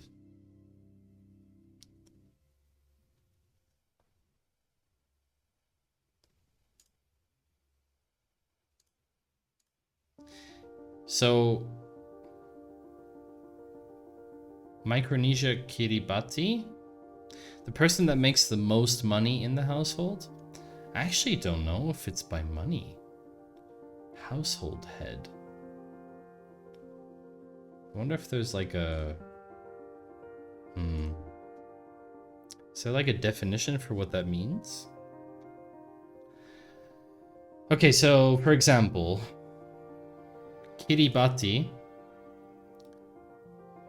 on national level, no breakdown by disability, all activity sectors, household composition. Ah, one person household. But there's no breakdown by gender here, is there? No. There's no gender breakdown. Although, sex. Oh yeah, it's right here, male, female. That's a complicated, I mean, demographic data is very complicated to work with. I feel like I'm not doing myself any favor there. NEET, youth not in education, labor force participation rates, employed population. These are all very statistical. Oh. This is difficult. These are all basically census data type stuff.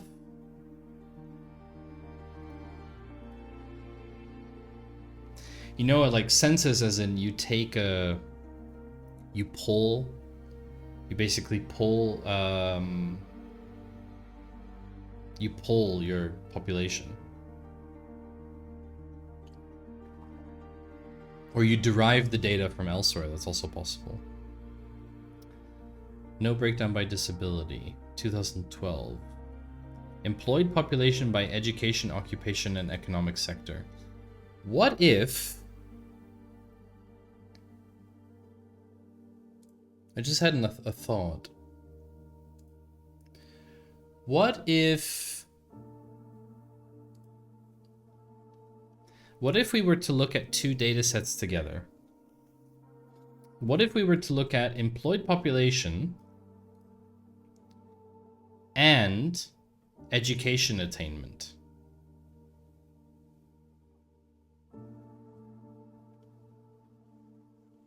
Or we could look at everything around employment. We could take all three employment data sets. We could take employment population by education. We could take employed population by occupation and employed population by household composition. And then I think we could probably put the data sets, we could massage the data sets together too. Because for example, you have here Solomon Islands, all activity sectors, 2012.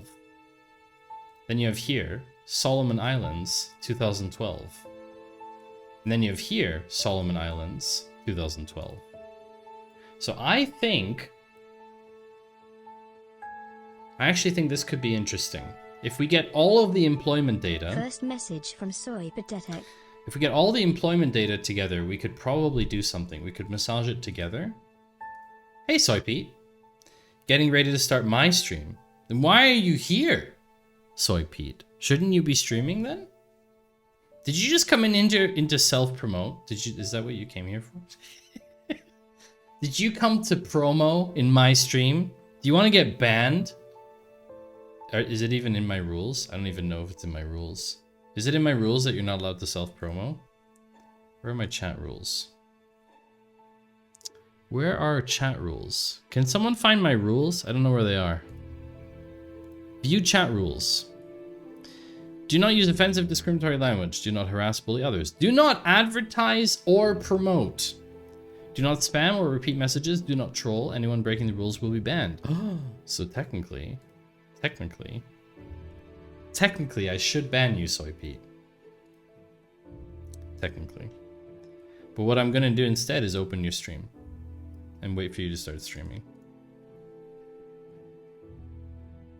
This one. 3270. That's the font I use. IBM 3270. Well, you just so did it. Here, you just did it, so yes, I guess. This is the database messages, I believe. I mean, yes. Soypete talks a lot about data, so in a way, also, just to say, Soypete's offline page, because they're currently offline, shows me as streaming.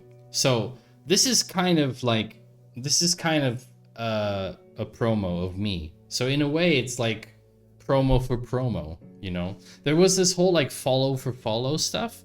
This is way better. Promo for promo is way better. But I'm gonna have your stream open, Soy Pete, when you go live. I am waiting for you to go live.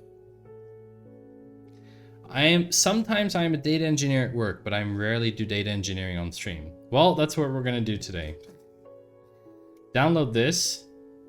Filtered data, unfiltered CSV.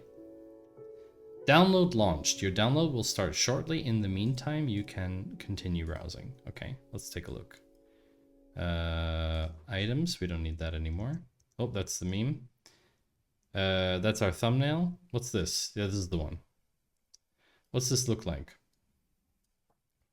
Oh, holy moly. Okay. So this is...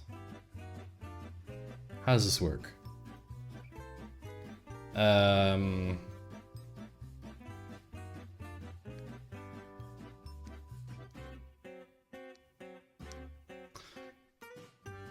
Solomon Islands. Structure ID. Action, frequency, geo-picked. What's a geo-picked? Pacific Island countries and territories. Indicator. They have two indicator fields? Come on. Disability, education level, occupation, economic sector. Time period, time. Observed value, unit measure. This is cool.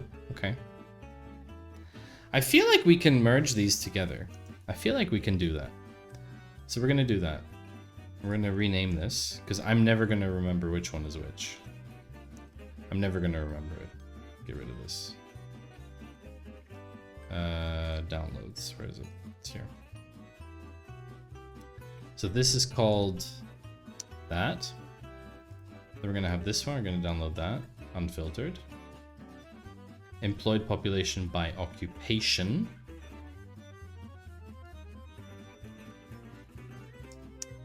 These are small data sets, like 2 megs, 3 megs. It's gonna be easy. Okay. Easy. It's a weird track. Okay, that was a bit strange. Yeah. And the last one is employed population by household competition. Download that, unfiltered. Okay.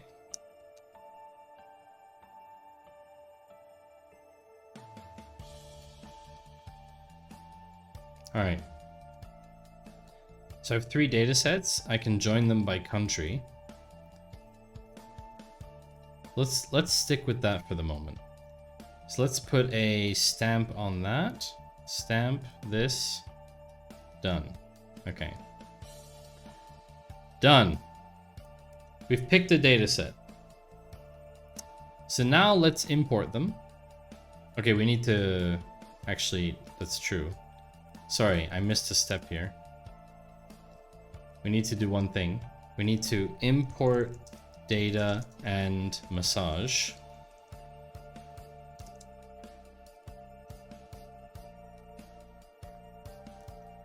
So that's our process now.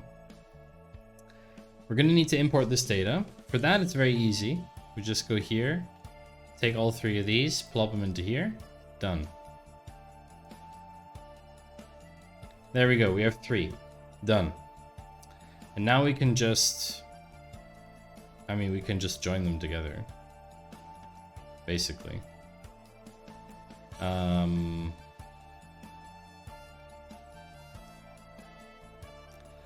I mean, they all have the same data structure. Which is the advantage about getting the data from the same place. Employee population by household composition. So,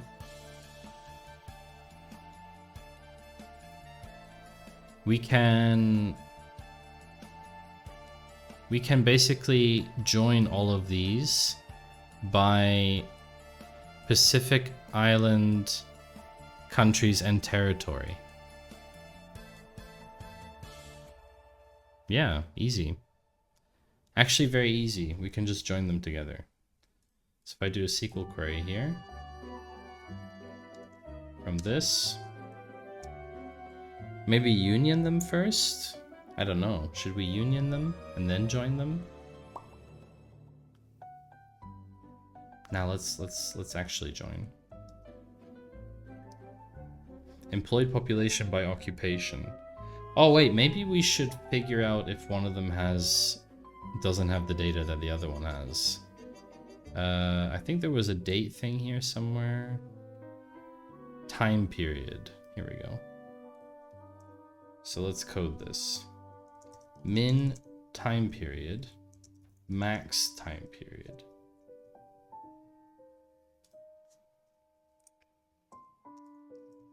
Oops. And then let's do a quick union all in between there, and a quick union all in between there. And then we're gonna change these to employed population by education. We're gonna change this one to, no, not that one.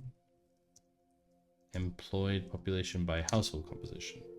Okay, so they all go from 2011 to 2021. That's very good. I'm gonna make a note of this already.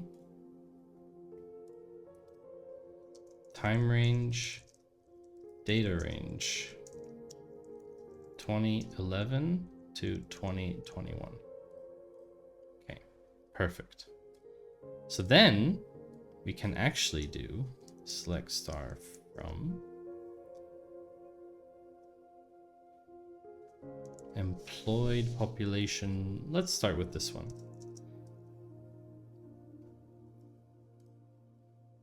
Select star from as AA. Left join. I don't want to exclude any values. Actually, it should be a full join, in theory. Employee population by household composition as BB on BB dot. Now here's the question. Structure. We could just, in theory, you could join them on structure, but then the rows are all going to get messed up. I think we need to do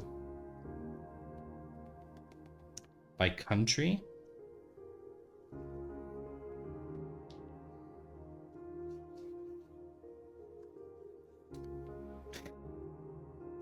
I did say left join. I did actually say left. Country on... Oh, sorry. On BB equals AA dot Pacific countries and territories. What would this look like? Whew! Malloc of size failed. Is that too wide? What's going on there? I've never seen that before. What does that even mean? Out of memory? Oh, crap. Okay. Why is that 10,000 rows? That's nothing. Okay, let's just try basic one then. Time period.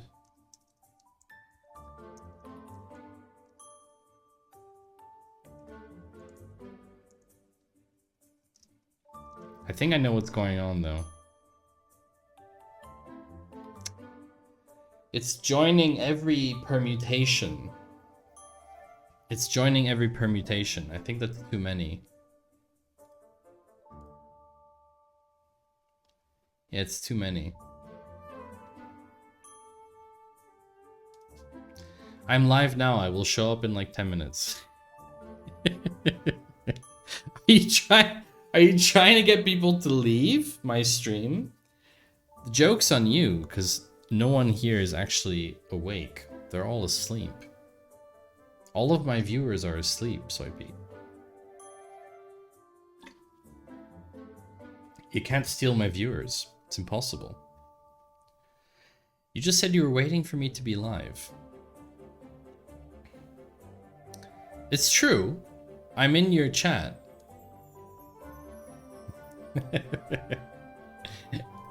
You have a good stream, Soypy. Maybe we'll see each other later. Or you will come over here, depending on which of us finishes first. You're saying Soy can't do what? Nothing. No promo. What I am wondering though, I need to see something. I need to see something because I think maybe something is weird. Because there's 8 point. This is my biggest concern. I don't know if you see this number, but if each data set is 10,000, somehow I don't think 9 million rows makes sense. I don't think that makes sense.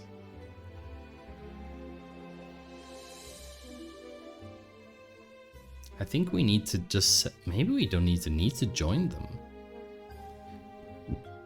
Maybe we don't need to join them. You know? Maybe there's no need to join. You're the guy from Switzerland I suggested should do chocolate streams. Are you the one that said that? Oh, that's right. We were discussing about that. We were talking about that, weren't we?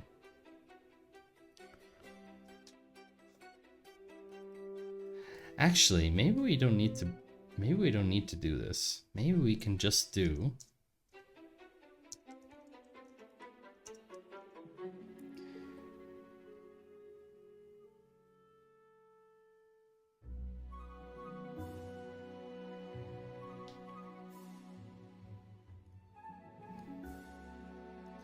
Actually, this could work. What do we actually need from this analysis? There's a cool thing you can do here. You can just open it like this, and then you actually get the data vertically. So what do we need? I don't know what action is. What's action? What does action mean? What is action? I don't know what action is. Ob status, unit of measure, n. So n is number of people. So all of these are number of people, right? I'm pretty sure. Yeah, these are all numbers of people. N units. Perfect, okay. Okay, I see where this is going. Economic sector, occupation. Okay. I see where this is going. We need to formulate a problem statement for this. We need to formulate a problem statement. In which case, we need to kind of look at employment data. The question becomes, how do we... The question is, how do we formulate a problem without doing any analysis? Jenny just followed. That's quite a username, Jenny. Thank you for the follow and welcome to the stream. If you would like to tell us more about how you arrived here. What brings you to this crazy stream today is the question. We are currently creating... First message from B7H30. Oh my word, it's B7. It's B7. Another member of the Claw. Thank you very much for the raid, friend. First message from Kokis. Hi, Kolkis. Good to see you again. Abysmal. My son plays it a lot more. He's gonna crush me in First chess. message from Cypher Enigma. Hey, Cypher. And here you go. Add Welcome to in. Share. Copy. How was your This is stream? when I went on a rant. What were you doing? FPV. Try hack About me what a I network. think people should be doing. Very interesting. She'd be fine with that. Grossum, hope you're doing well. Thanks for popping in and saying hello. Oh wait, Dad. Thank you for the follow. Yes. You also move the elf, don't you? And that's why you always say every year only the parents are allowed to touch the elves. And cook food. Yeah, I think you No, need the elf's to. real. Lumps of coal are now that I think you need to do some clip hygiene. I'm not as savage as Salma. With I'm not as savage as Salma with telling you that, but I'm definitely going to tell you that clip hygiene is important. Welcome in, everybody. Great to have you all here. I am currently creating a data visualization for a challenge. I can potentially win $3,000. And so I'm kind of interested to do that. I'm a data person, so this is kind of my thing. Not that I need the money, I'm probably just going to donate it to charity anyway. But yeah, I thought it would be cool to kind of do a challenge live on stream, seeing as the challenge, it's called the PACIFIC DATAVIZ challenge. There's a link in the today. If you do the !today command, you can get a link to that.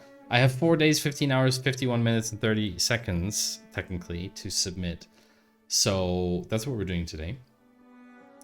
The datasets they provide, the theme is gender inequality.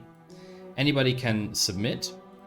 So we've been looking at the different datasets here, and actually I'm going to be taking all these 3 employed population datasets. So these 3 right here are the ones that we've taken. Actually, I'm going to take a screenshot of that so I can have that for documentation. Yeah, and how is it being judged? Because I know some of you might ask. The jury is going to look at various criteria, including these 4 things: storytelling, design, innovation, and technical skill. Not in that order of importance, though. So basically anything goes. You can use any software you want. You can be anybody. You can do anything. Which sounds like a pretty amazing thing. Yeah. Do you have a good stream, B7? If you need to run, please go ahead. Is it platform agnostic? Yeah, it is. You can do anything you want. 2 of the submissions that won last year were on Power BI. 1 was in Tableau. I don't think anybody is going to use Count to do this. Which gives me an advantage, because let me show you, just to have a rough idea of what I'm capable of in here. Let me show you. Where's this one?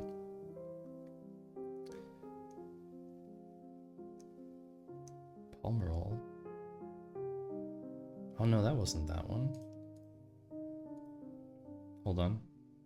January one. Yeah. Just to have an idea of what is possible.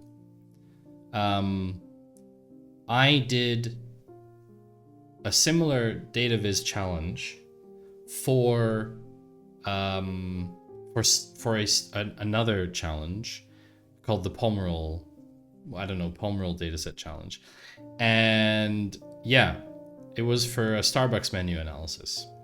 And basically I made this a report where you can actually go through and follow the entire data story. I don't know what's wrong here. Why is this not working? Column name cannot match table alias. Okay. But anyway, you could go through the whole data story. You could see all of my annotations. You could see everything that I looked at. You could see my conclusions and why my conclusions are that way. You can interact with it too. You could pick different stuff. Like, it was pretty awesome. It was pretty cool. And this for me, this canvas is really, really nice. Like, this is a very, very nice canvas. So I'm going to definitely do something in this direction. Something very unique and interactive. I don't know if I'm going to make it an interactive one like this, where you flow through, or if it's going to be more compact. I don't know yet. It depends on what we want to find out. But yeah, so Count is pretty awesome. It's also free. If you do want to try it out, go ahead. I'm not sponsored or anything by them. I just work with the tool since a long time. They're fairly new. If you haven't seen Count before, they're a fairly new tool. So yeah, I write a lot of SQL in order to make it pretty and do some data analysis, but that's pretty much it. So I'm actually going to be doing, I need to select the columns that are relevant. So we definitely need structure name. The structure name tells us what the metric is, or what the report is. So let's start building this. Structure name. We're gonna call this report name.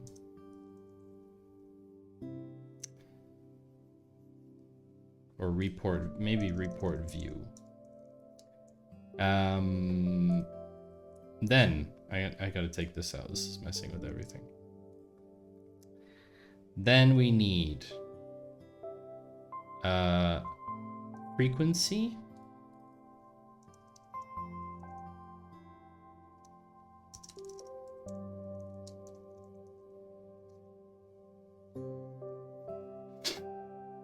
What else do we need in here?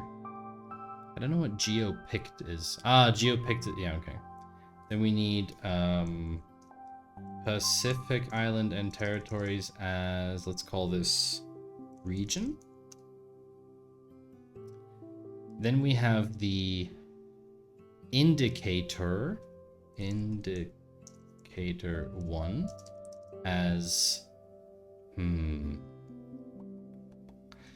feel like we need to rename this. Let's call it metric. Or maybe we should call it measure. Let's call it measure. And then we have sex. We're gonna call it gender. It's just easier. Age. Age as age range. What else do we want in here? Where's that bar? Ugh. Urbanization. So here's where it's going to be different. There's different criteria here. Oh no, there's also urbanization. Urbanization and disability. Urbanization is a code, right? Ah yeah, urbanization _1 as urbanization. Is there another word for urbanization? Urbanization synonym.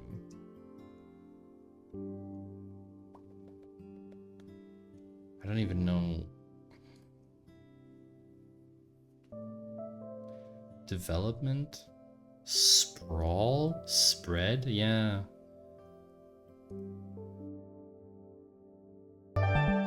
First message from Veranos _. Veranos, hello. Thank you for the follow. Welcome in.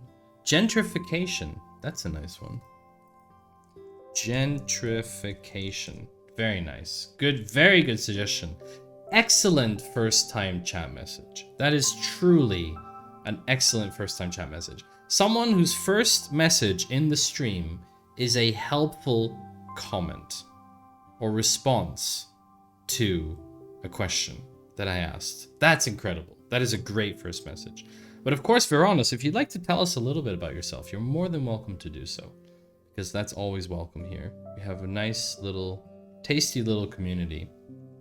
We like to know a little bit about each other, about who we're talking to. You know, it's like a little room where we're all sort of gathered, and you know, there's like, you know, 20, 30 people around and just talking data stuff, just you know, just having a chit chat, just doing some cool stuff.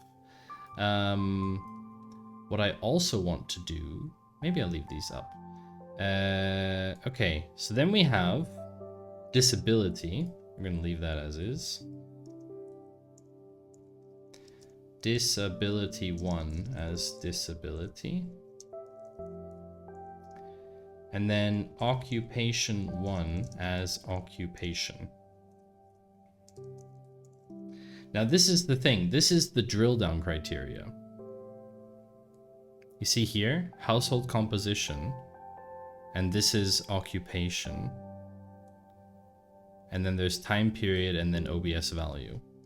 I'm a big data engineer. I answer data scientists and analyst questions all day, every day. What is the definition of big data for you, Veronis? I know it's a stupid question, but entertain me. It is Friday after all. And also, how did you make it to the stream today? I'd be very curious to know that. So what's interesting now is that we have this column, occupation. That's going to be a special column. We're not going to have that column in all of them. So maybe we can say this is called breakdown. Maybe this is breakdown? Ooh, maybe we could join all of these up as a join key. Well, you see, I have two Excel sheets that are at max rows. I store, migrate, and serve terabytes upon terabytes of data to all kinds of consumers. I randomly clicked on your screen in my recommended channels. Twitch is doing something right, I guess. Well, we're glad to have you here, that's for sure. Terabytes upon terabytes, I would probably say that's big data, yeah. Soren, do you stream as well? If you're in the not server, you're probably a streamer, right? I think I'm too small to be interesting for them. I felt like I had a good talk with one of them in Rotterdam, but then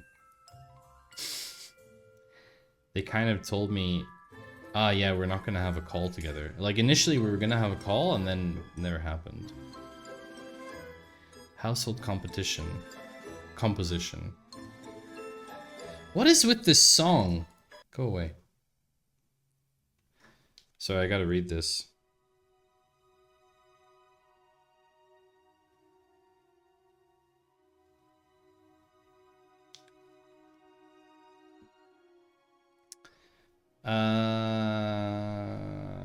Where do we go here? Disability? Education. Ooh, we didn't have that in the other one. We didn't have that in the other one. We had education, occupation, and economic sector. We have to be a bit careful that we don't compute. Yeah, that's a bit dangerous.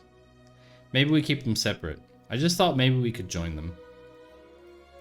But probably not. Probably not. So occupation, and then we're gonna do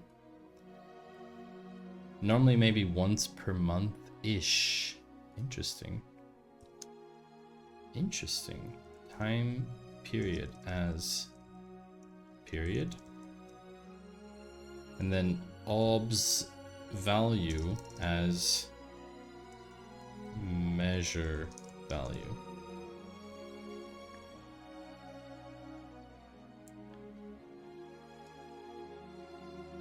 Sum. Maybe population?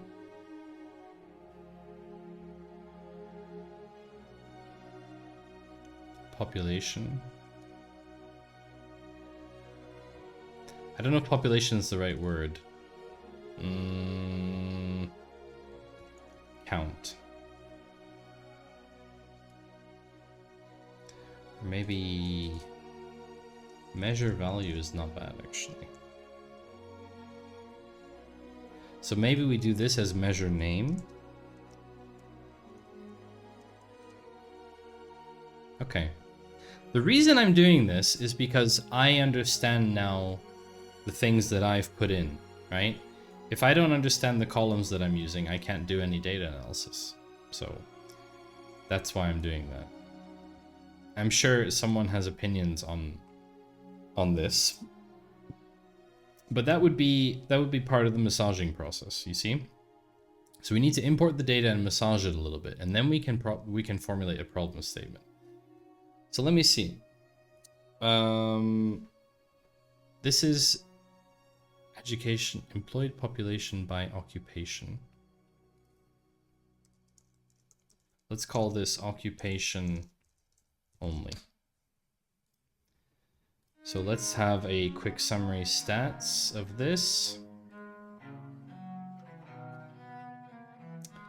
Let's do bar chart. Let's do occupation X and then measure value sum. Is that right? Can we do that? Is that correct? All occupations. Typically only if playing through puzzle games doing stuff where I'm sitting around anyway. Ah, okay. Fair enough. So here's the thing. All occupations is 5.7. 5.7 million.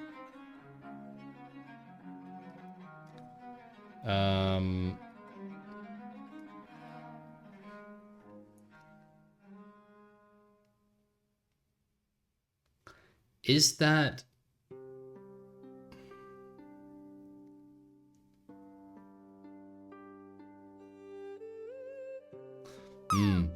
This is a wrong total because we have to take the max time value.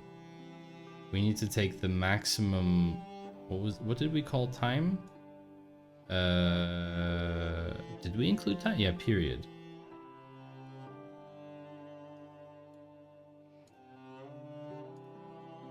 Here we go.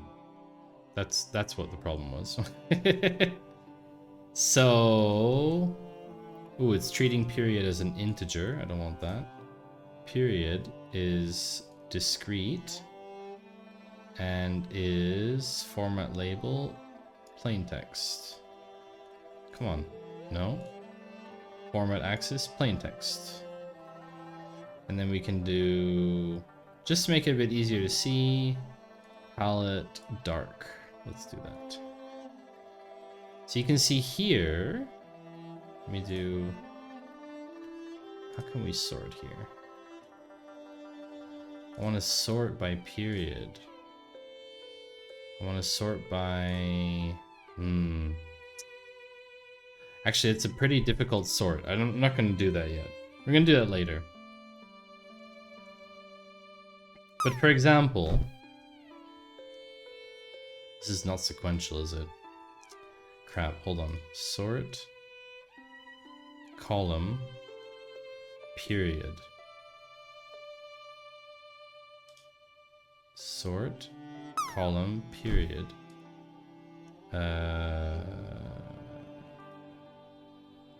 Manual?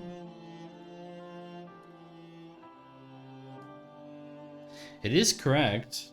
It's just sorting. It's not sorting by period. Crap, why is it not sorting by period? Hold on. Order by period.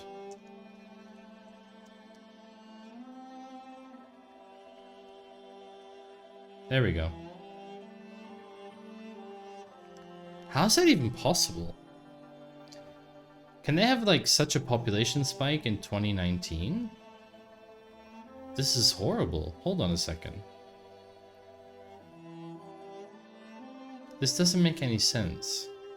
How can your population go from 450,000 to 2 million? Is that even possible? No way.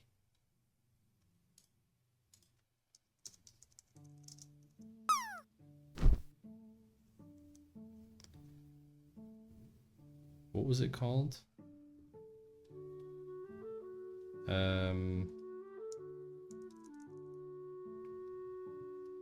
Gender.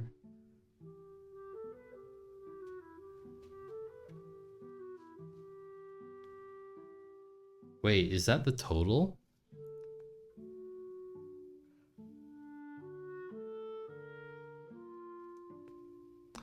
Ah, wait. I think there's a problem.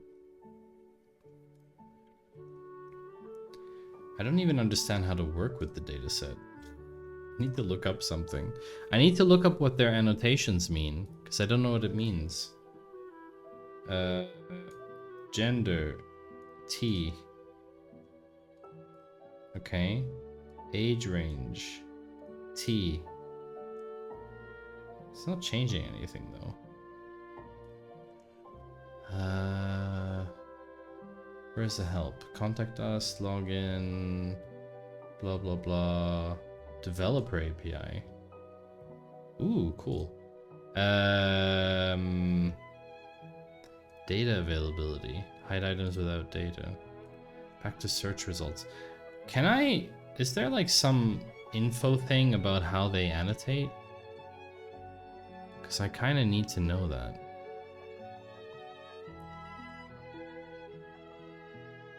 Powered by Stat Suite.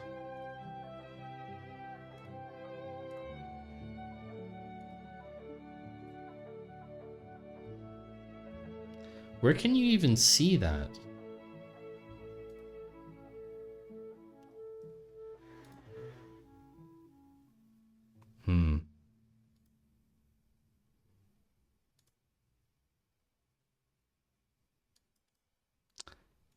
Maybe there's something here about Stat Suite, about how that works.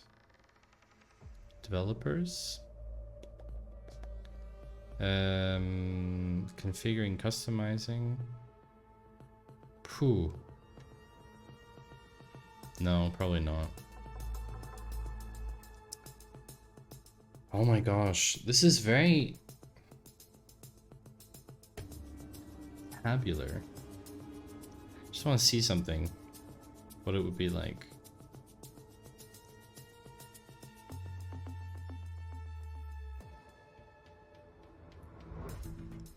Geopicked annual 2017 Fiji amounts in US dollar, primary income credit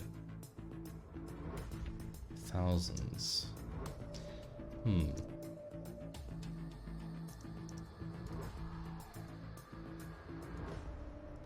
How can they not provide a glossary of any kind?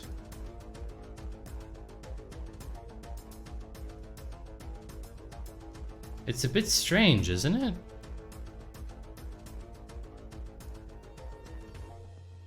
Why is there like zero glossary of what anything means? Like, surely there has to be something. There's a copyright thing here. What is that?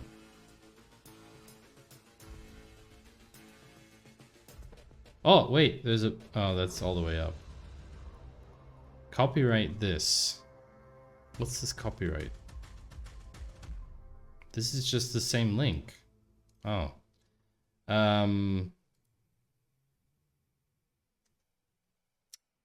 What is going on here? Overview. Ah, wait. There's an overview.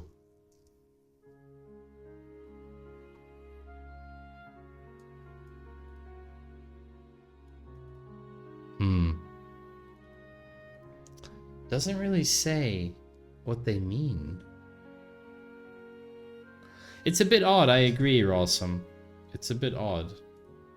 But you can't really... You can log in, but there's like an accessibility mode, but that's it.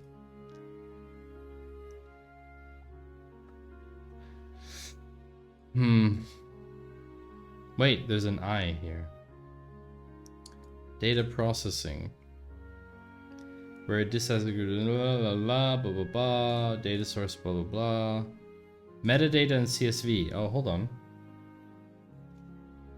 There's CSV metadata to be had. What does that even mean?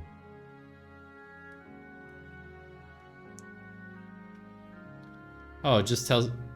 Okay. Tells you nothing. It tells you nothing. Fine. We're just gonna have to guess. We're just gonna have to guess. Like, my biggest question is, how is it possible that between 2019 and 2021, they lose 400,000 people in their population? Is that even possible? I don't think that's possible. What's a swag wag? What's swag wag? Tell me what that is, Cypher. Also here, like 260,000 to 150,000. Is that what it actually is, though? Hold on. We gotta... Hold on. I'm gonna filter this. I'm gonna actually look at the raw data here. Occupation. All occupations. What if I don't sum the measure value? No function. See? Look. See? What am I missing here? Occupation, all occupations, 2011. There's 5 entries. Scientific wild ass guess. That's great. I'm missing something here. Are these for different regions? They can be summed together, no? There's no issue. I don't understand the issue. Frequency, region. Are there overlap in regions? No, surely not. Otherwise they wouldn't separate them by line. Region. Okay, gender is total, age range is total. Gentrification. No. Disability. What about disability? Let's try disability. Disability. No breakdown. There's still 4 rows. Okay, let's do the filtering. Let's just do it here.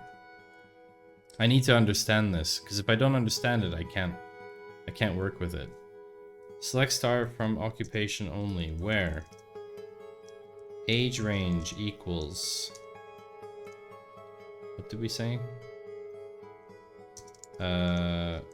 Underscore T.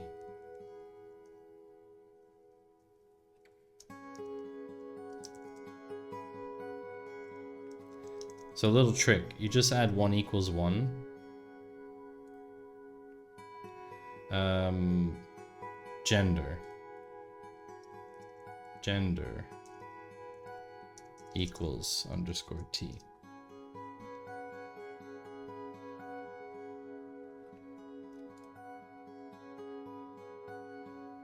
Gentrification, disability equals no no breakdown by disability. Occupation equals all occupations.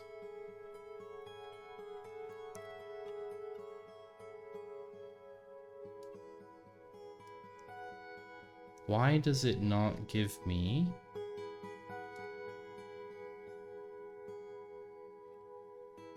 Yeah, I mean, these are... It's interesting.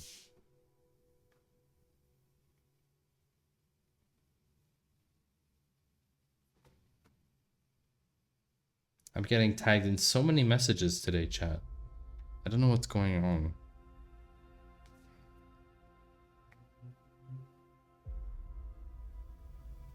So many messages.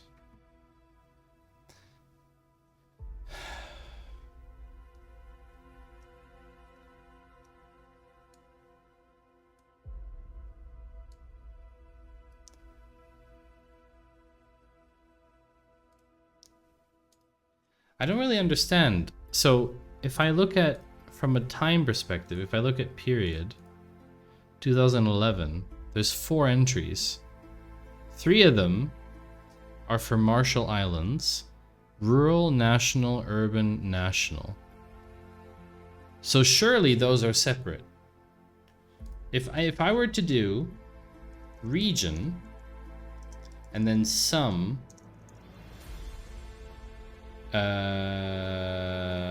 measure value. Hold on, region, period, region, and this, and then group by 1 and 2.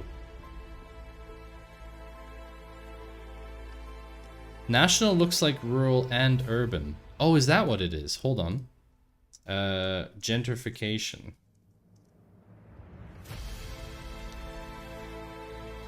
Okay. Order by 1, 2 is 3462. 3462 plus 8573. You're right, Kara. You're right. So national is the... Okay, so national is both.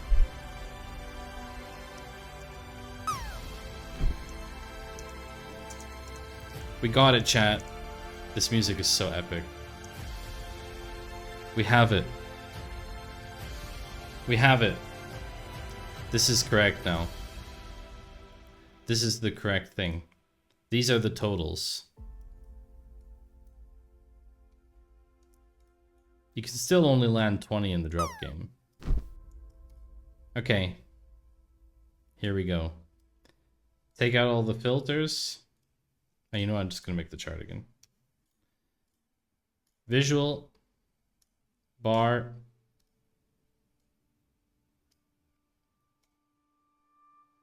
Change. Auto expand. What is this? Color is gentrification? No, there's no point. Let's do period. Period is X.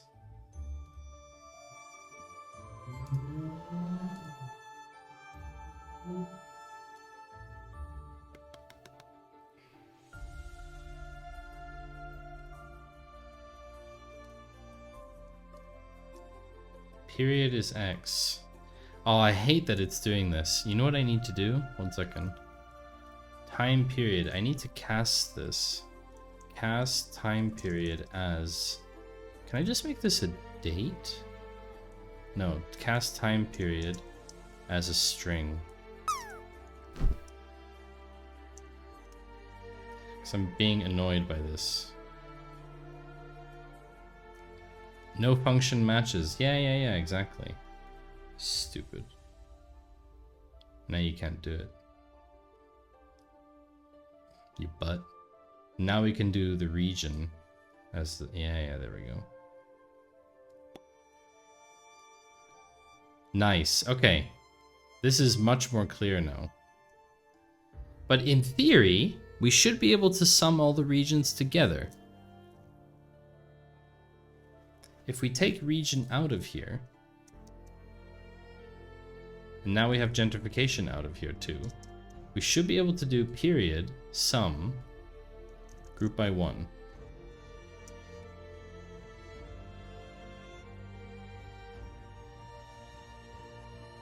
Wow. Okay. So these are... This is not populations. This is the number of surveyed people.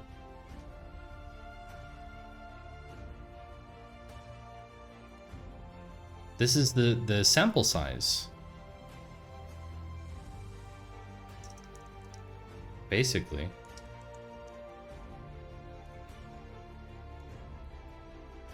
I mean, this is your sample size, basically. Yeah. Okay. Okay, I understand the dataset now. So some of the rows are computationally the sum of the others. Okay. Okay. Well, first of all, we have barely any sample size in 2017, which is amazing.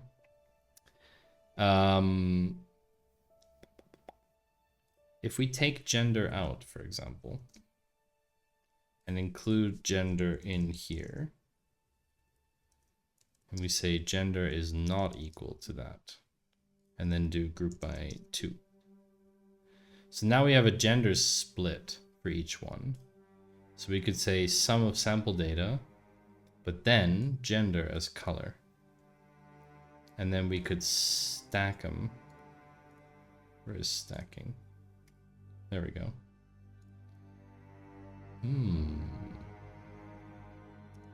So you can see also the gender disproportionality. Although it's not so bad actually in terms of sample. It's nearly 50-50. Not quite, but it's close. Okay. Now we have to find the problem statement. I understand the data a bit. I understand the data now. Now we have to find the problem statement. When it comes to gender inequality, what could the problem statement be here? Obviously it's not about the sample, but probably about occupation.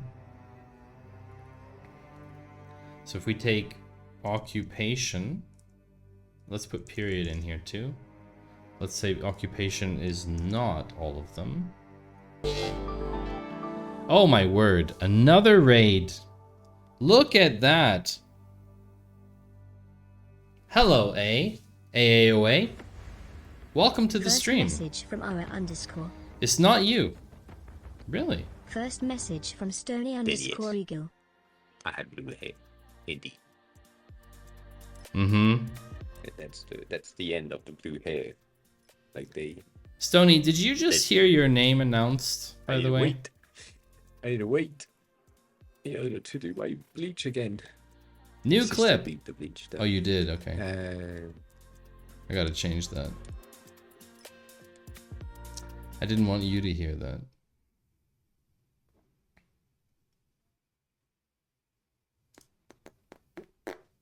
Why are you hearing this? You shouldn't hear this. Let's try that again. Hold on. Variables, manage list. Stony, I'm gonna remove you. You have to say something again, Stony. Yeah, it was the first message from you. Now it should not play that for you again. Hopefully.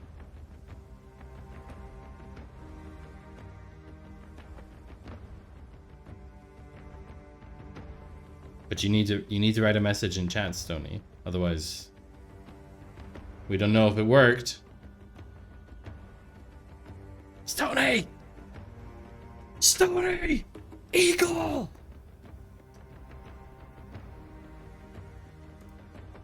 Okay, you're gone. It's fine. It's fine. It's no problem. First message from Stony_Eagle.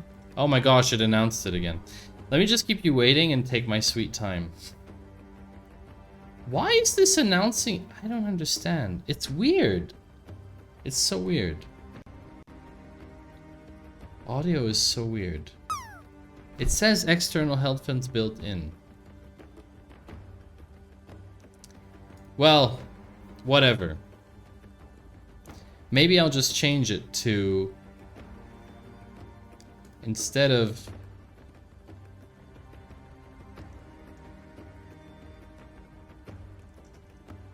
maybe, okay, maybe.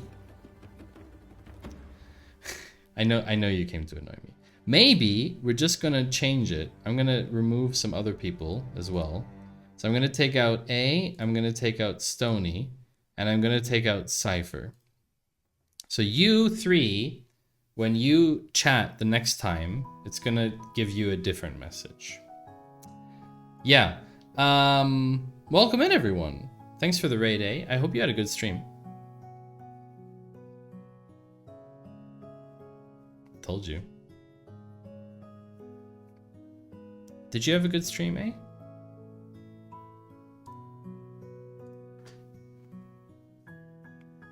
No, you heard nothing this time, right? See? I told you the message would be different. I told you! You didn't believe me. I told you the message would be different. You didn't believe me. Hey, Pod Pod! Good to see you! It's very nice to see you. Actually, I can make it announce properly if you want. It's my job to question the streamer. It is. It is. Stony, would you like to be welcomed? Okay, fine. I will remove yours again, Stony. Okay. Now it should actually announce Welcome it for you. in, Stony_Eagle. I was hoping that I'd cause a conflict since drop is probably ignored. I'm helping. Stream was good. We had much chat and did some icons. Hey, I have such an interesting story to tell you. Nutty was saying on stream today that he apparently had a meeting with Twitch about channel points. And so he's now making a channel point design because he wants to propose some changes to Twitch. So he's making a design for channel points. And he was torturing himself doing it in Photoshop. Torture. And he was using Inter as a font. And I mentioned, oh, you know, by the way, the font is actually Rupert, which you can download and use, right? He's like, oh, everyone told me it was Inter. I'm like, it's not Inter, it's Rupert. Is he still live? I don't know if he's still live. Maybe not. He is still live. Anyway, so he's redesigning the channel points. And I asked him twice, but he didn't see it. Yeah, they use Inter on the tools, but anyway. The point is, what's funny is, I was like, you know, hypothetically, what if someone had this in Figma already? Like, would you use Figma for it? He didn't see it, or he ignored it, or he saw it and he didn't have time to respond or whatever. Because I was thinking to myself the whole time, like, oh, we have a Twitch layout. This one. I don't know if you've seen this, chat. We have a Twitch layout, and I'm planning on adding channel points into there. And I don't know why people insist on doing these in non-tools. Like, why are people doing these in tools that are not built for design? Why? Yeah. Like, I've already done this kind of thing. I didn't do the specific channel points part, but like, I've already kind of done this part, you know? And it's just like, people killing themselves spending 2 hours doing something in Photoshop. It's like, first of all, it's not entertaining to watch. Really not. Second, it's just a waste of time. It just doesn't make any sense. Anyway, so I've created this Twitch layout thing. That's like my next layout thing. It's not perfectly ready yet. Some elements of it are great. Let me show you one thing in particular. So, for example, you might be asking yourself, okay, how does it work? Where is the chat? Hold on, I gotta refresh this.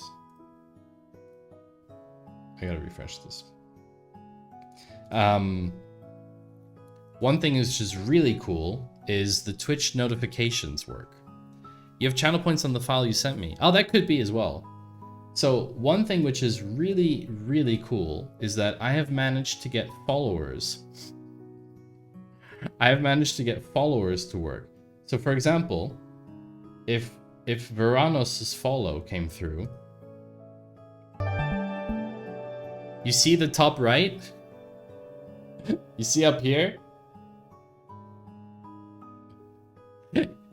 You see? Did you see the follow notification? It's basically the go live notification. It's so funny that you can do stuff like that. Obviously, I'd have to disable the existing scene and stuff, but yeah, basically I've gotten stuff like that working, and I know that we don't have redemptions here, but that doesn't stop me from creating a menu.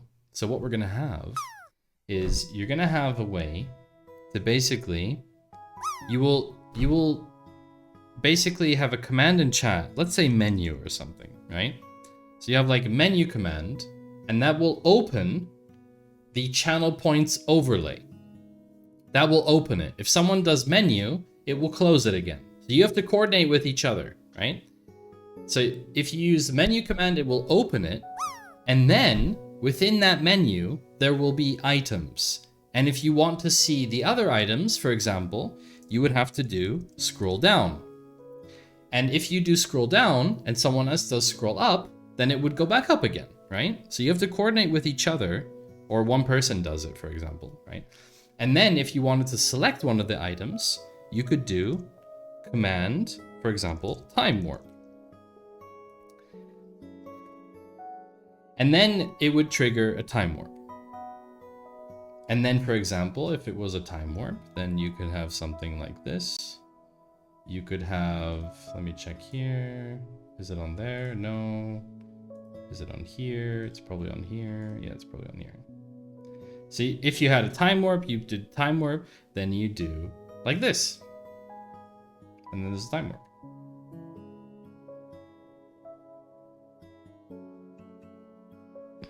Anyway, like that. And it would trigger a time warp, basically.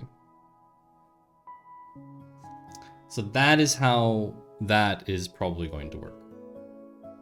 Yeah. I'm out of water again. Small bottle problems. So yeah, anyway, that's it for my Twitch UI. What am I doing today? I am competing for a competition. So this is called the PACIFIC DATAVIZ Challenge. I have another 4 days to submit a data visualization. We can use any of the datasets that they provide, and basically all of these datasets are from the Pacific area, from the Pacific, what's it called? Pacific, I don't know what that region is called. Anyway, east of Australia, effectively. Yeah, hydrate is free, totally. I just need more water to hydrate. So anyway, the point is that you have this challenge where you could submit a data visualization, and that's exactly what I'm doing. So I have started by, this is the process that I'm doing. I'm basically picking a data set, which I have. I've said I'm going to use these 3 data sets here: employed population by education, employed population by occupation, and employed population by household composition. Probably this one is redundant if you have this one, but that's what we're going to find out. Second is I need to import the data and massage it, which we've been doing, which I now broke because I did something wrong. Gender must appear in blah, blah, blah. Yeah, so I broke that. So basically now I have, by occupation, I have a gender split per year. So for example, if I make a visual, I could do a little bar chart here, and I could flip this like that, and then make this a little bit bigger.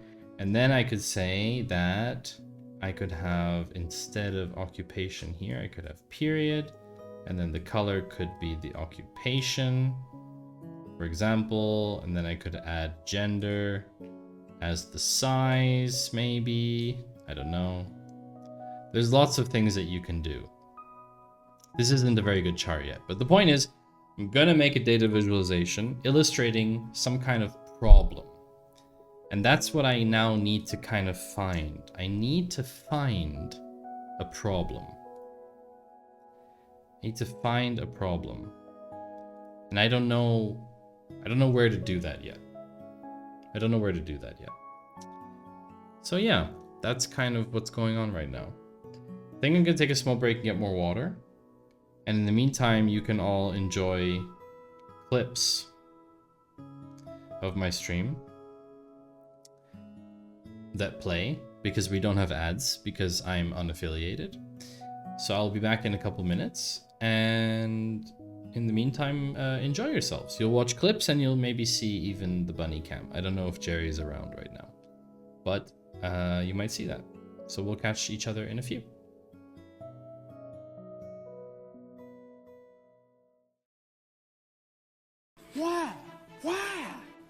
Why? Here it is. My Instagram feed. Quiz kit. Within group is required for ordered set aggregate percentile continued.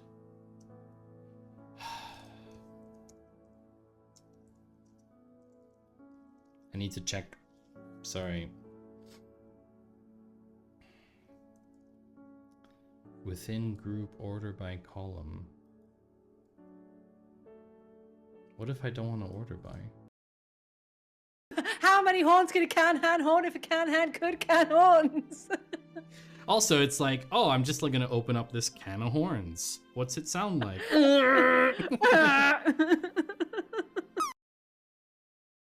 Of who is in your workspace.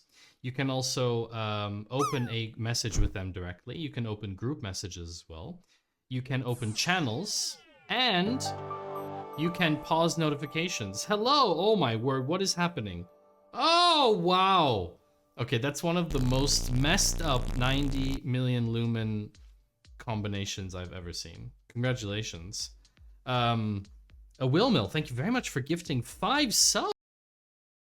Oh, jeez!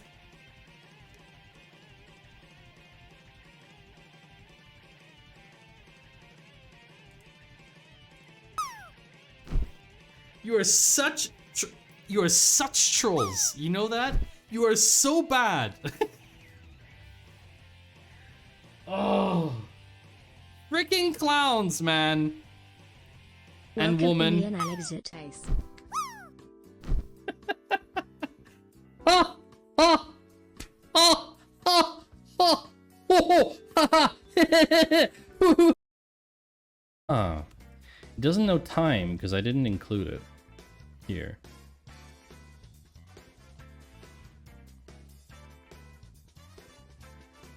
I'm confused. How come? What angle is this? I don't even know. Oh! It's a really long... What? There's a float. Because that's where he used to live. When he was alive. He lived in the same village that I lived in. Why? And we met at the supermarket where he was buying normal stuff just like everybody else. I had to calculate what angle that was. We are going to have a section dedicated to the stream recap by none other than Zach Bussey, who is an incredible creator who always has his pulse on what is going on in the content creation space, not only Twitch, but also other platforms. And these recaps allow you to stay up to date on what's going on. Hey, Dr. Padawan, hi. Thanks for dropping in. What wood would my roof need to be? It's an interesting question that you ask. I honestly don't really recommend making roofs out of wood unless you can really handle the insulation. But it's really cool that you're writing in chat, and I just want you to know that it's been a short amount of time that you've been here, but I would actually consider you my best friend. I really appreciate that.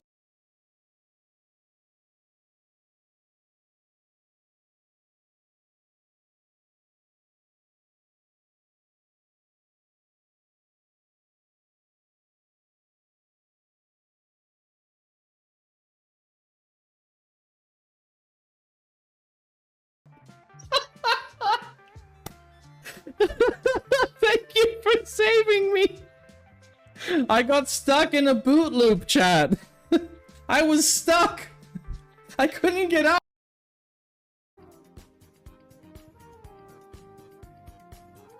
His name is Clarkio. His name is Clarkio. And currently, today, he is using AI to detect his face changes. Oh, time warp.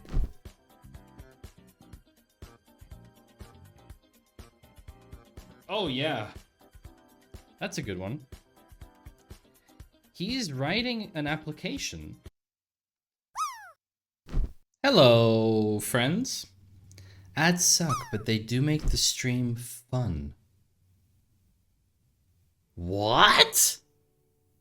That's the most controversial take I have ever heard on Twitch. Ads suck, but they make the stream fun. Stony, you have to explain this. Oh, the shenanigans you can do with redemptions. Ah, okay.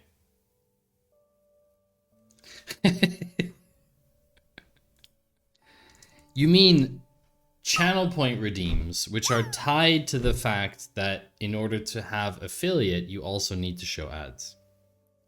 I understand. I understand. Good drop. Good drop, Cypher.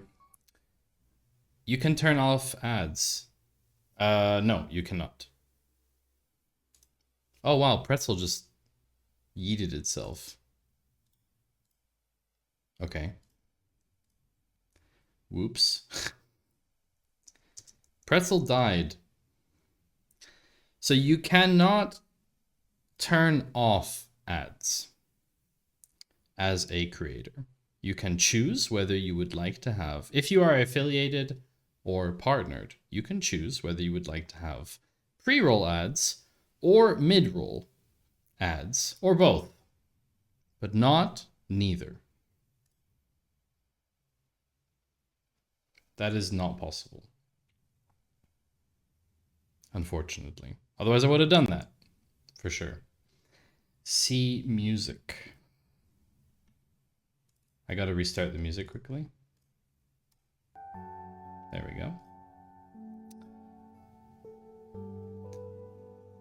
Have a good night, A. Thank you very much for raiding again. Appreciate that.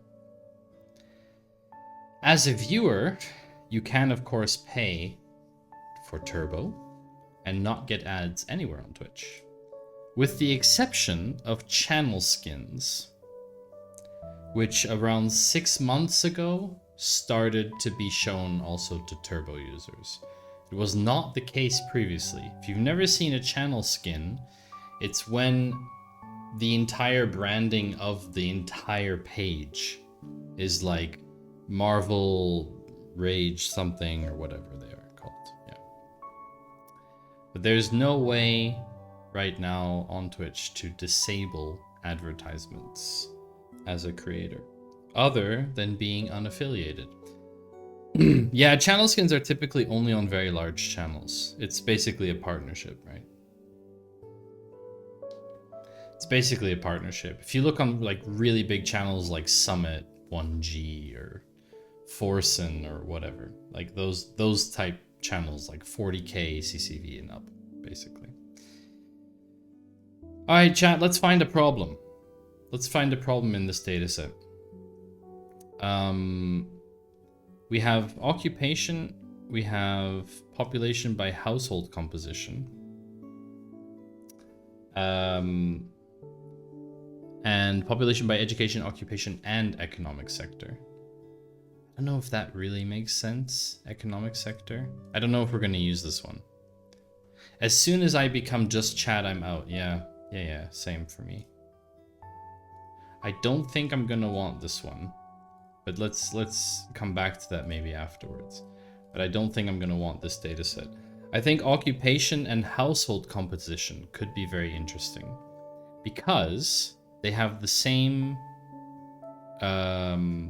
columns with the exception of household composition. So if I were to take occupation only, and I were to take, what's this one? Household. Household only. And try and find basically a correlation for a problem. Here it's gonna be, instead of occupation, it's gonna be household composition. HH comp. Occupation. Did occupation have a total? No, it didn't. Not elsewhere classified. There wasn't a summary cat. Oh, yes, there was. All occupations. Okay. Okay. So we have to do the same for here. Employed population by household composition. And then it didn't find occupation, right? Because it's called household composition as household.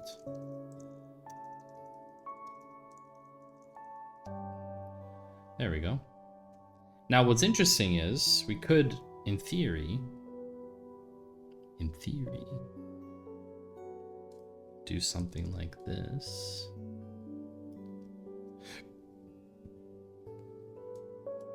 From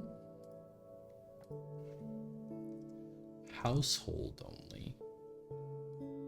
Instead of occupation, take household, and then take where household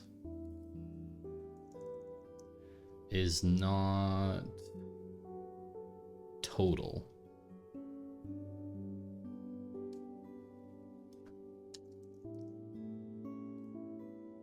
Here we go. Now you could join these two data sets together. Because you could take sample size of occupation and sample size of period, household here. You could join these together. We could join these two now. Can we find a problem here is the question. Select star from B. We're gonna rename these anyway, don't worry. Left join. Sorry, not using it, and you know it. Left join B_1 on B_1 dot period equals B dot period. Now the thing is, because we have period gender as both, I think we need to join on both keys. Or is it just period? Is it just period?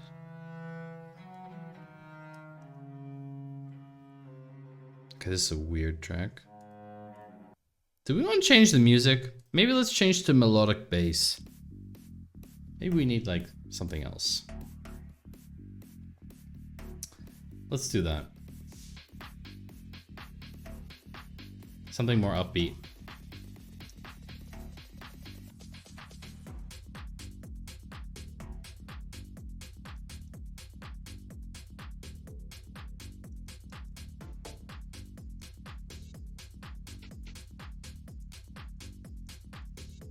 B_1 dot household. B_1 dot sample size. I think we need to join on gender.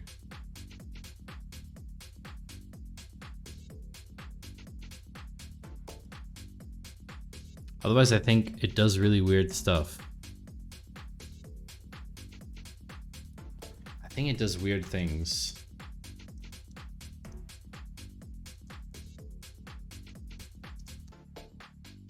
I think that's more suitable.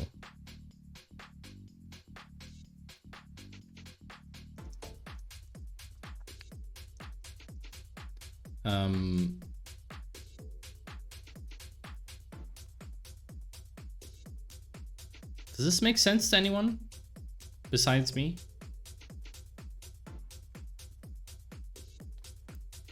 So if I now order, if I were to take only occupation equals, I don't know. Let's take only a big one, like elementary.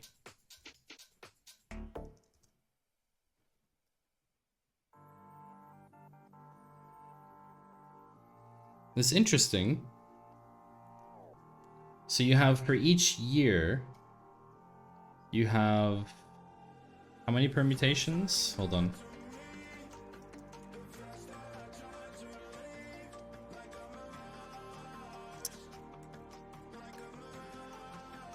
Okay. You have essentially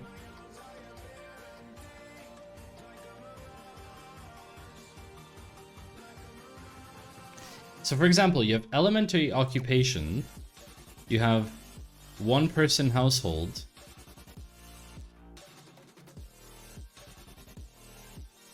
interesting.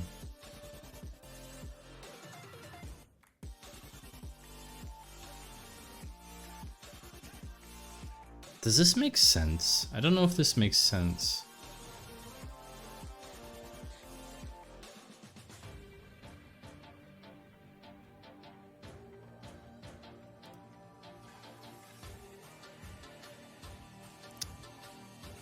I'm not sure what I'm trying to find out. That's the problem. Order by 3. Order by 3 and 5. 3 and 5.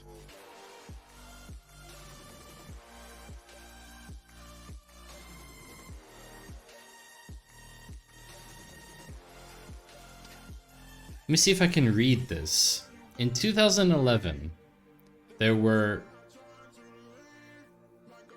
1,672 males in elementary occupations living in a household alone with children aged 6+.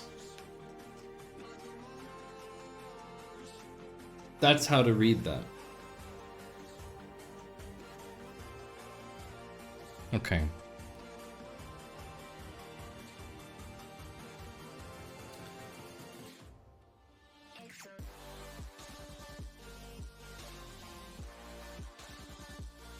No, sorry. Sorry. There were 1,672. This one has to be divided by that.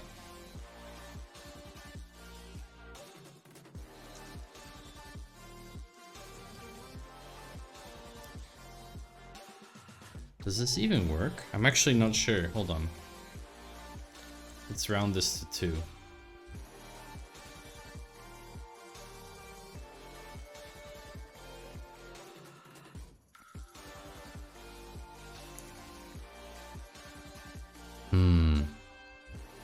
This doesn't work. This doesn't work the way that I thought it would. You can't join these datasets together. You can't join them because they're only based on number of respondents. And not it's just a sample size. It's not a indicator of the population. Let me see if do they actually have, hold on. Do they actually have the base population? Employed population by education. Population. Population structure by age. Population structure by sex. So if we have the population structure, you could take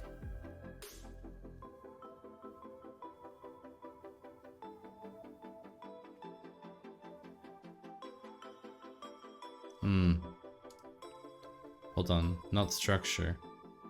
Household counts, population, average household size.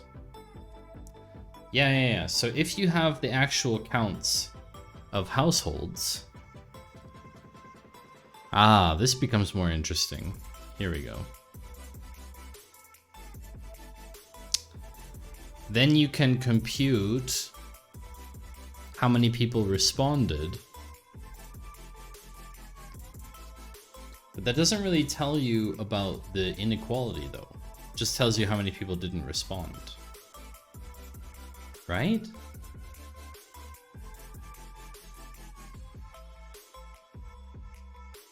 I think.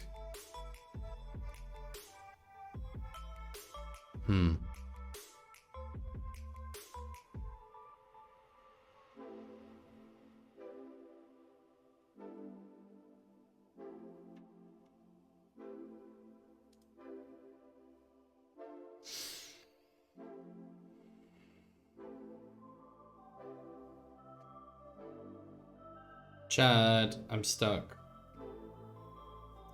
I need a sparring partner. Who wants to be my sparring partner?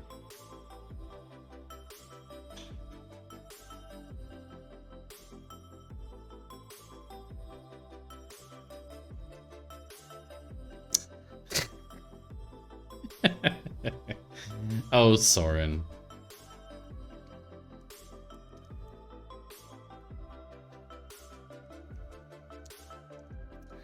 Oh, Soren. The thing is, right?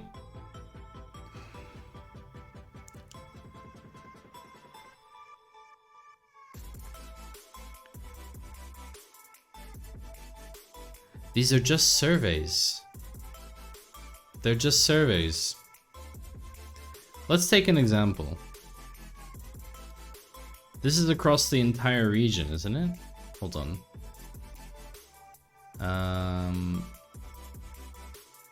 Yeah, there's a whole region in here. Hold on.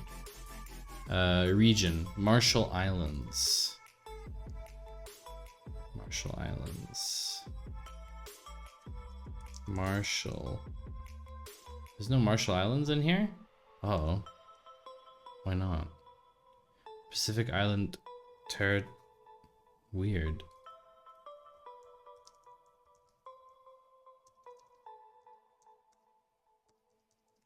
There's no Oh!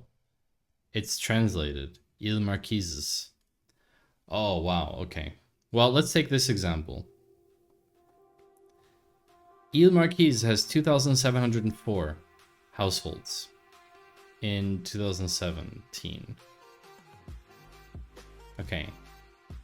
How many? Wait. Copy it again. Wait, let's take one that's easier. Let's take New Caledonia. Loyalty Islands. I'm code smart, not number smart. Yeah, I know. I know. Is there Loyalty Islands in here? Probably.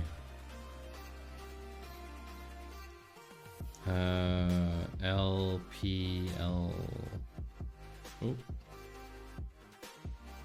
No. Kiribati. Kiribati. Kiri.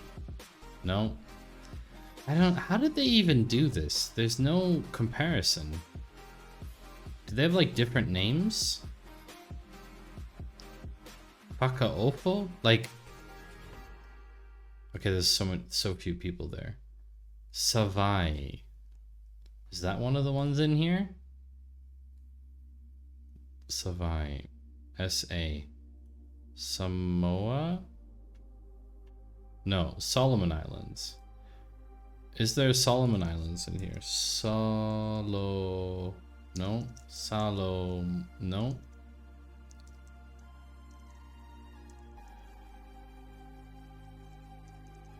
Okay, this is difficult. French Polynesia. I mean, the whole thing is separate.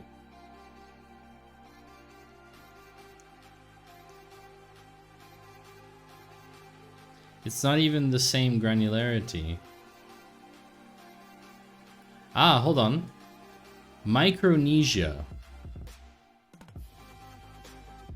Ah, here we go. It's on this level. Micronesia. Okay, okay.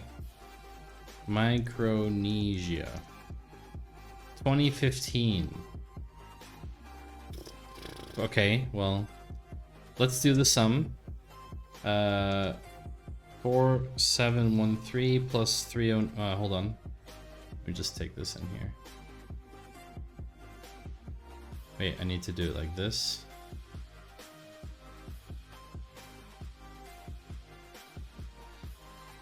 Let me just do something quickly. And we're gonna take the region.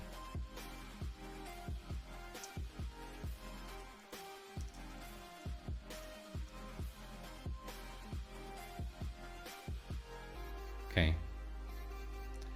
I just want to see something. So if do I have other periods? I only have 2013. Close enough. Won't be a big difference. But if, for example, I made a thing here and said occupation, if I only do period and sample size, no gender.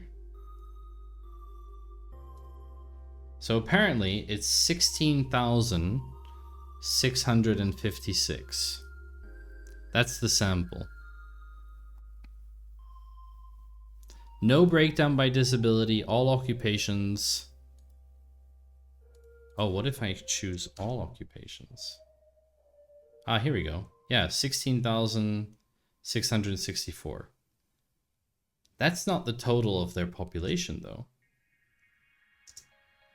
4713 plus 3091 plus 624 plus 231 plus 459 plus 308 is only 9,426.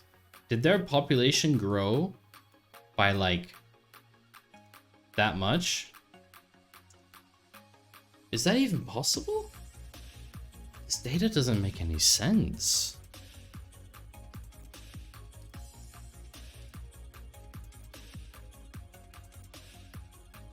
This makes no sense, chat. More respondents makes no sense. How can you have more people say they're in an occupation than living there?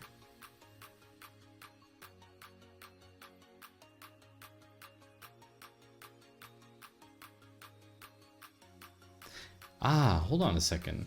This is 16,000 people employed there. Ah, wait. This is households. Hold on. This is households. Hey, Wilder! People have 2 jobs. No! More than one person lives there. That's what it is. Population is here. This is the population. We were doing the wrong column. It's so good to see you again, Wilder. Welcome back to the stream after a hiatus.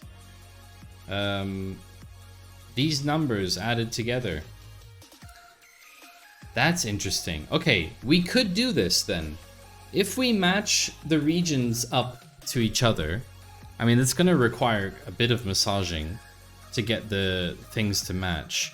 But we could effectively say, okay, we have X% of respondents from this particular region. We could do that. Okay. What does that help us do, though, is the question. Thank you. Got a new job. Had a company staying for a few weeks. Glad to catch your stream. Hey, congratulations, Wilder. Awesome.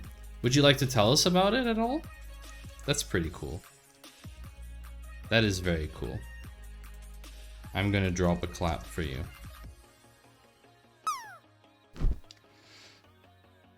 That's awesome news, Wilder. Okay, what does it help us to know? Okay, let me do the divided by. Hold on. This is going to be some sample size divided by 17,661 plus 11,723 plus 2,464 plus 704 plus 1625 plus 1145. 35,322. 35,322. Okay, what would it help us to know that the response rate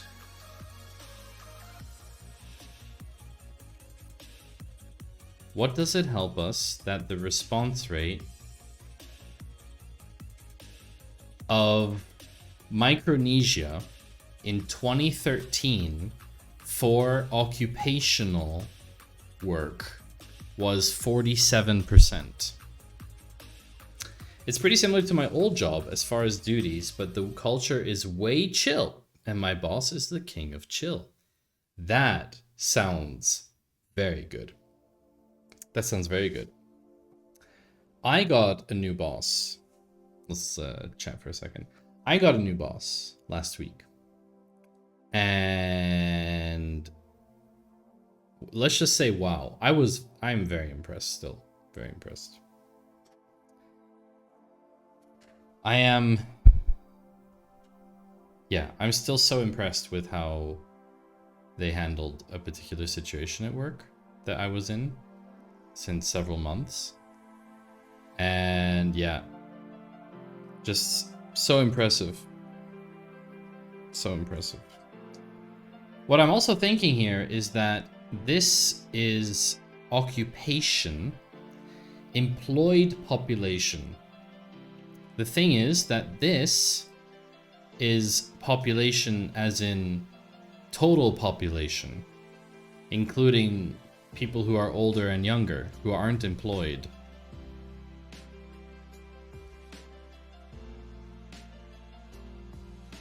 So, I need to see something quickly.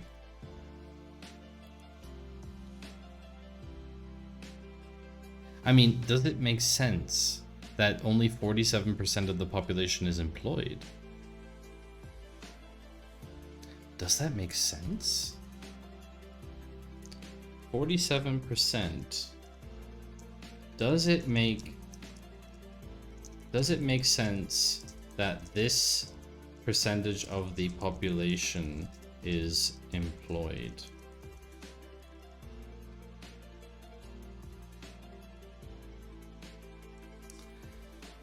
Good leadership is incredible. Even with kids, well, this is the thing. We actually could find that out too. There's population structure by age. There's population structure by age too.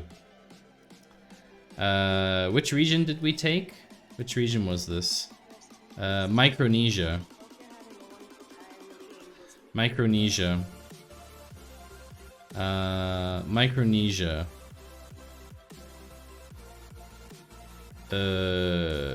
Dependency ratio 15 to 50 64.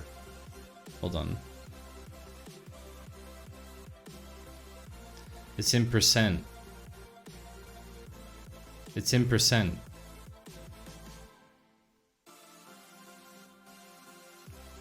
It's in percent, but still, even if you're saying which percentage of the population can't work, okay, you're saying children and elderly can't work. So you're saying only this population can work. Micronesia. Huh? This doesn't make any sense. These three numbers should give 100%. That is so broken. Hold on a second.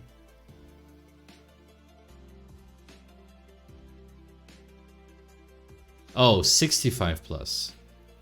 7 plus 12.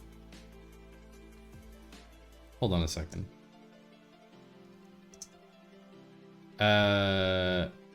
Youth is 17 plus 12. Plus 29 plus 7. That's still only 65%. Why is this not 100%? Oh, this is this a forecast? What the heck is this? This is so weird. This is exactly how I sound whenever I have to dig into US Census data. This makes no sense. How can you have 29 plus 17 plus 12 plus 7 is not 100% of the population. Where's everyone else? They're not in here. That doesn't make sense. Under 14, over 65. What?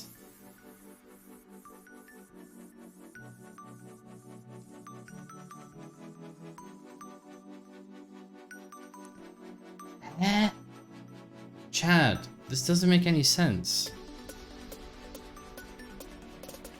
Micronesia.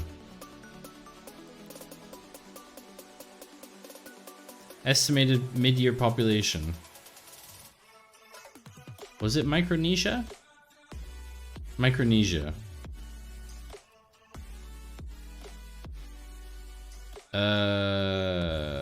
2017. 500,000. 528,000. 528,800. What? Makes no sense. This makes 0 sense. This makes no sense. Makes no sense. We're not going down this route. Very simple. We're not going to do that. We're not going down that route. Obviously, the data is just not... It's not there. It doesn't make sense. Okay. What we can say is we have a sample size of all occupations, and we can make the other occupations a percentage of that occupation. That's easy enough to do. So you can say X percent of people are, for example, where's the occupation we want? For example, managers, right? So if I say occupation is in all occupations, this is just dirty hack, but like this, right? So I can say the statement would be in 2013, we had 10,176 people respond who were male. We had 1,060. 1,060 divided by 10,176. That's 10.4%. Okay? So we're saying that 10% of respondents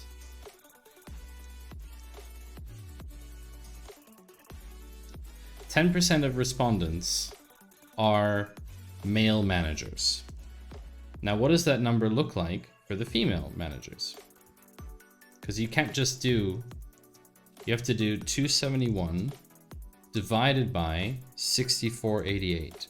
And you can see that number is 4.2%. There's your problem. There it is. There's already a problem. There's already a problem for you. There's already a gap. For example, that's one option. That could be an option. And this is just Micronesia. How is this reflected in different regions, right? So we could dig only into this. And we could completely forget about the household stuff, actually. I think. So I think that's going to be my strategy. I think I'm going to get rid of that. I'm going to get rid of that. It seems silly to delete this stuff, but it really doesn't have any value. So deleting it is fine for me. I think I know what to do. I think I know what to do. We have pick a data set. We have to import data and massage it. Formulate a problem statement. Dealing with household level stuff is a pain. Yes, it is. Thank you for supporting me in my decision. Also, wrong scene. Sorry. So here's a problem, right? Already in Micronesia, just in Micronesia, we can see that when this survey was taken, there were 6%, absolute 6%, less female managers than male, right? And that's a problem. These are the kind of things we can highlight. We can highlight this. We can do that. And we can do this based on all the regions and based on all the occupations. Because we have... Let me just find this out for you, chat. Distinct occupation. We have...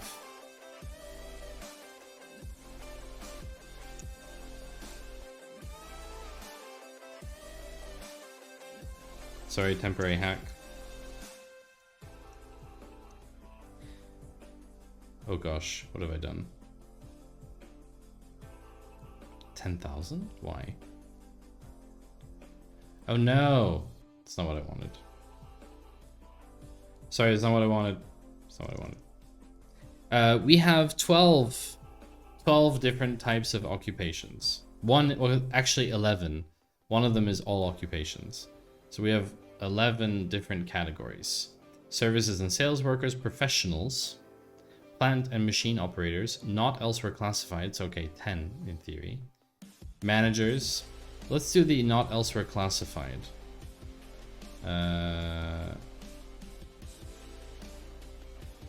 Oops. It's gonna break everything, isn't it? Yeah, let's not do that. Let's freeze that. Let's not move this. But anyway, yeah, I think that's the solution.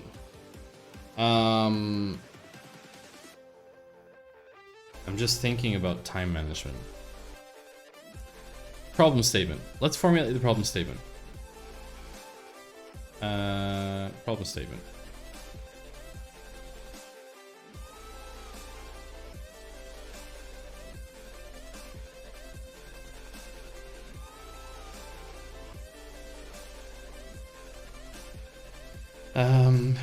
Problem statement. Problem statement. Problem statement is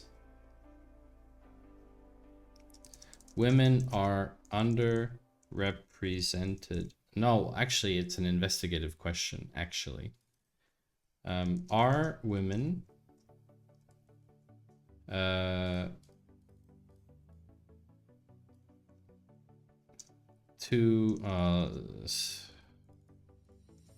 I can't see my marker.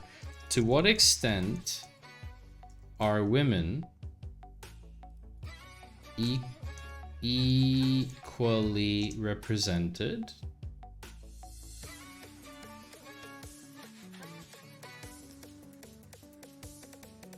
in occupations of technical or managerial nature? This is my question, actually.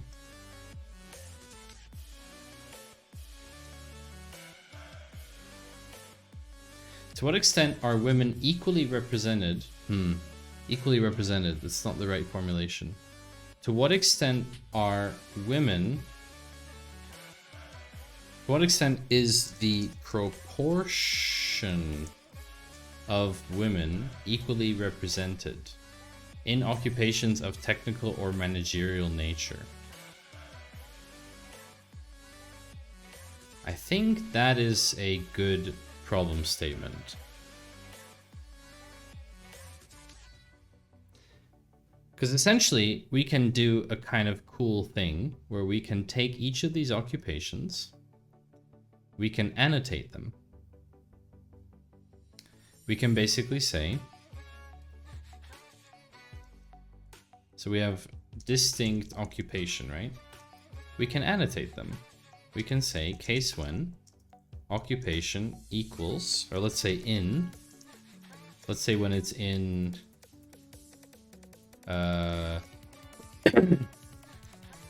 managers,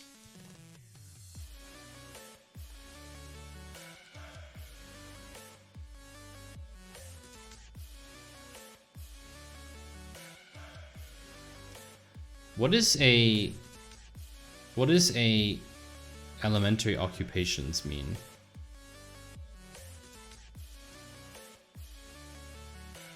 Elementary occupations.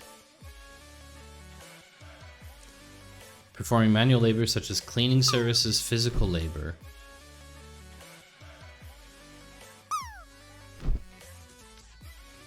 These workers perform simple and routine tasks that may require the use of handheld tools and physical effort. Ah. Okay, I didn't know that.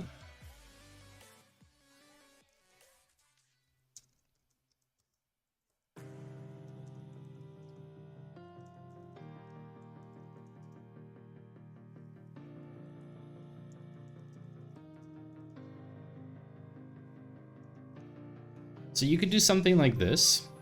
Bye, Soren. Take care. Thank you very much for stopping by. You could do something like this, where we could say, okay, managers is a managerial function. We could also do one for technical, right? When occupation in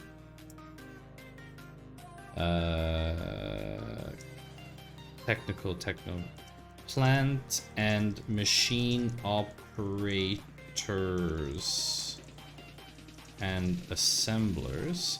I would classify this as technical, right? In my opinion.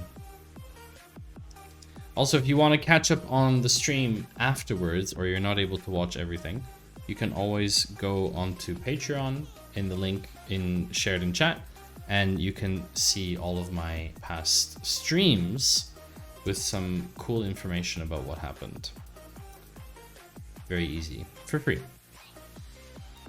So for example, occupation in blah blah blah, we can say this is technical. What else is technical? Technicians and associate professionals. For example, you can do stuff like this. You can do stuff like this. Basically, when you take that, then you can start breaking up these occupations, and you can look at the gentrification as well. To what extent is the proportion of women equally based on maybe gentrification? Is gentrification? Yeah, it is.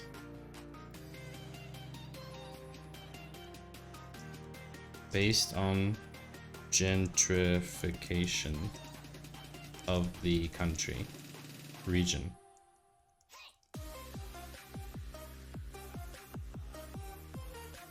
I think that's what I want to go for. Yeah, I think that's what I want to go for.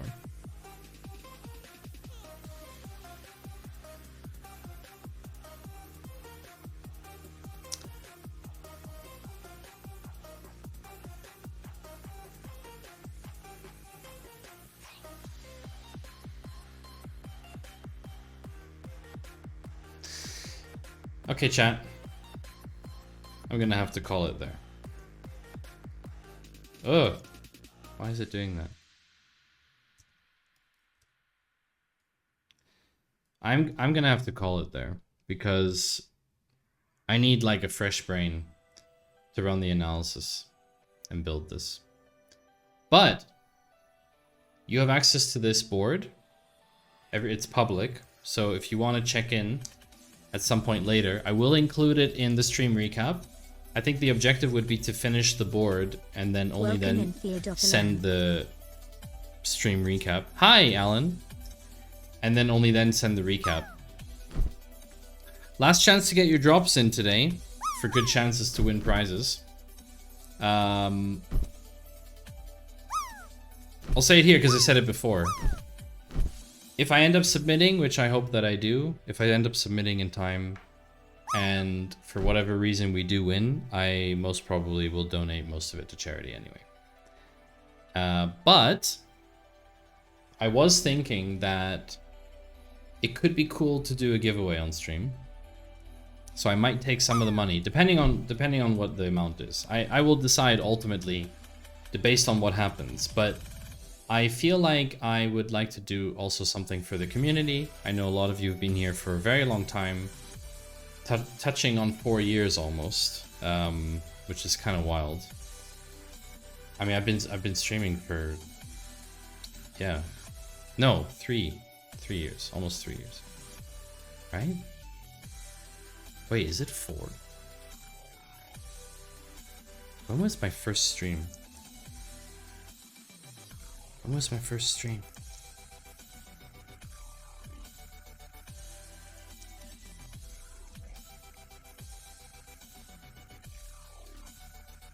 Wait.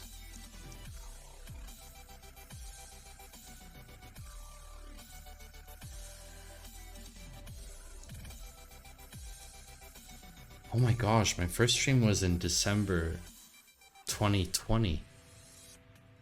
So it's been 3.5 years. Some of you have been here for 3.5 years?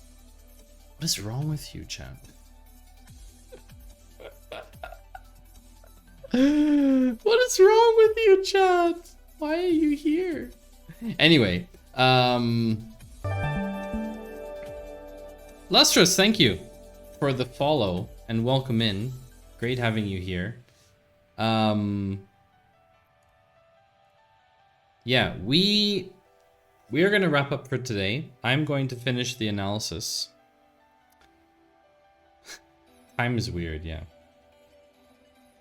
I'm gonna wrap up stream here. I'm gonna finish this in the background. We're gonna go over to Soy Pete because Soy Pete was self-promoing earlier.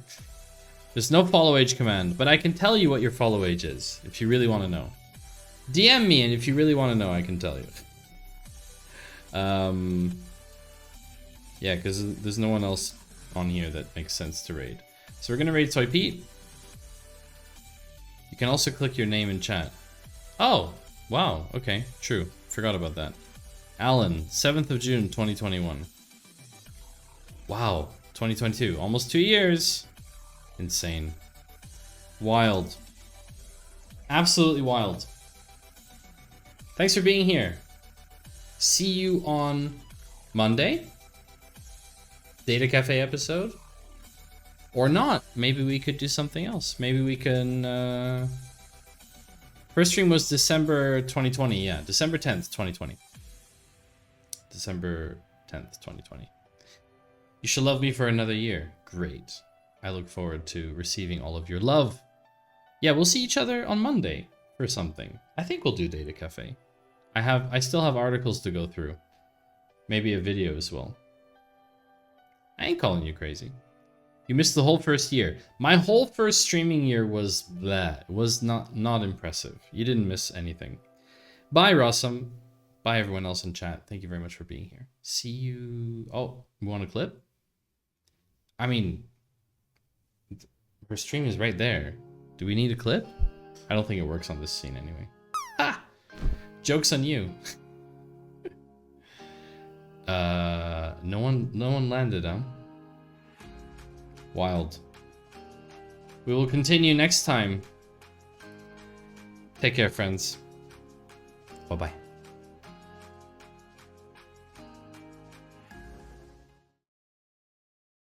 Welcome in Seri_bot.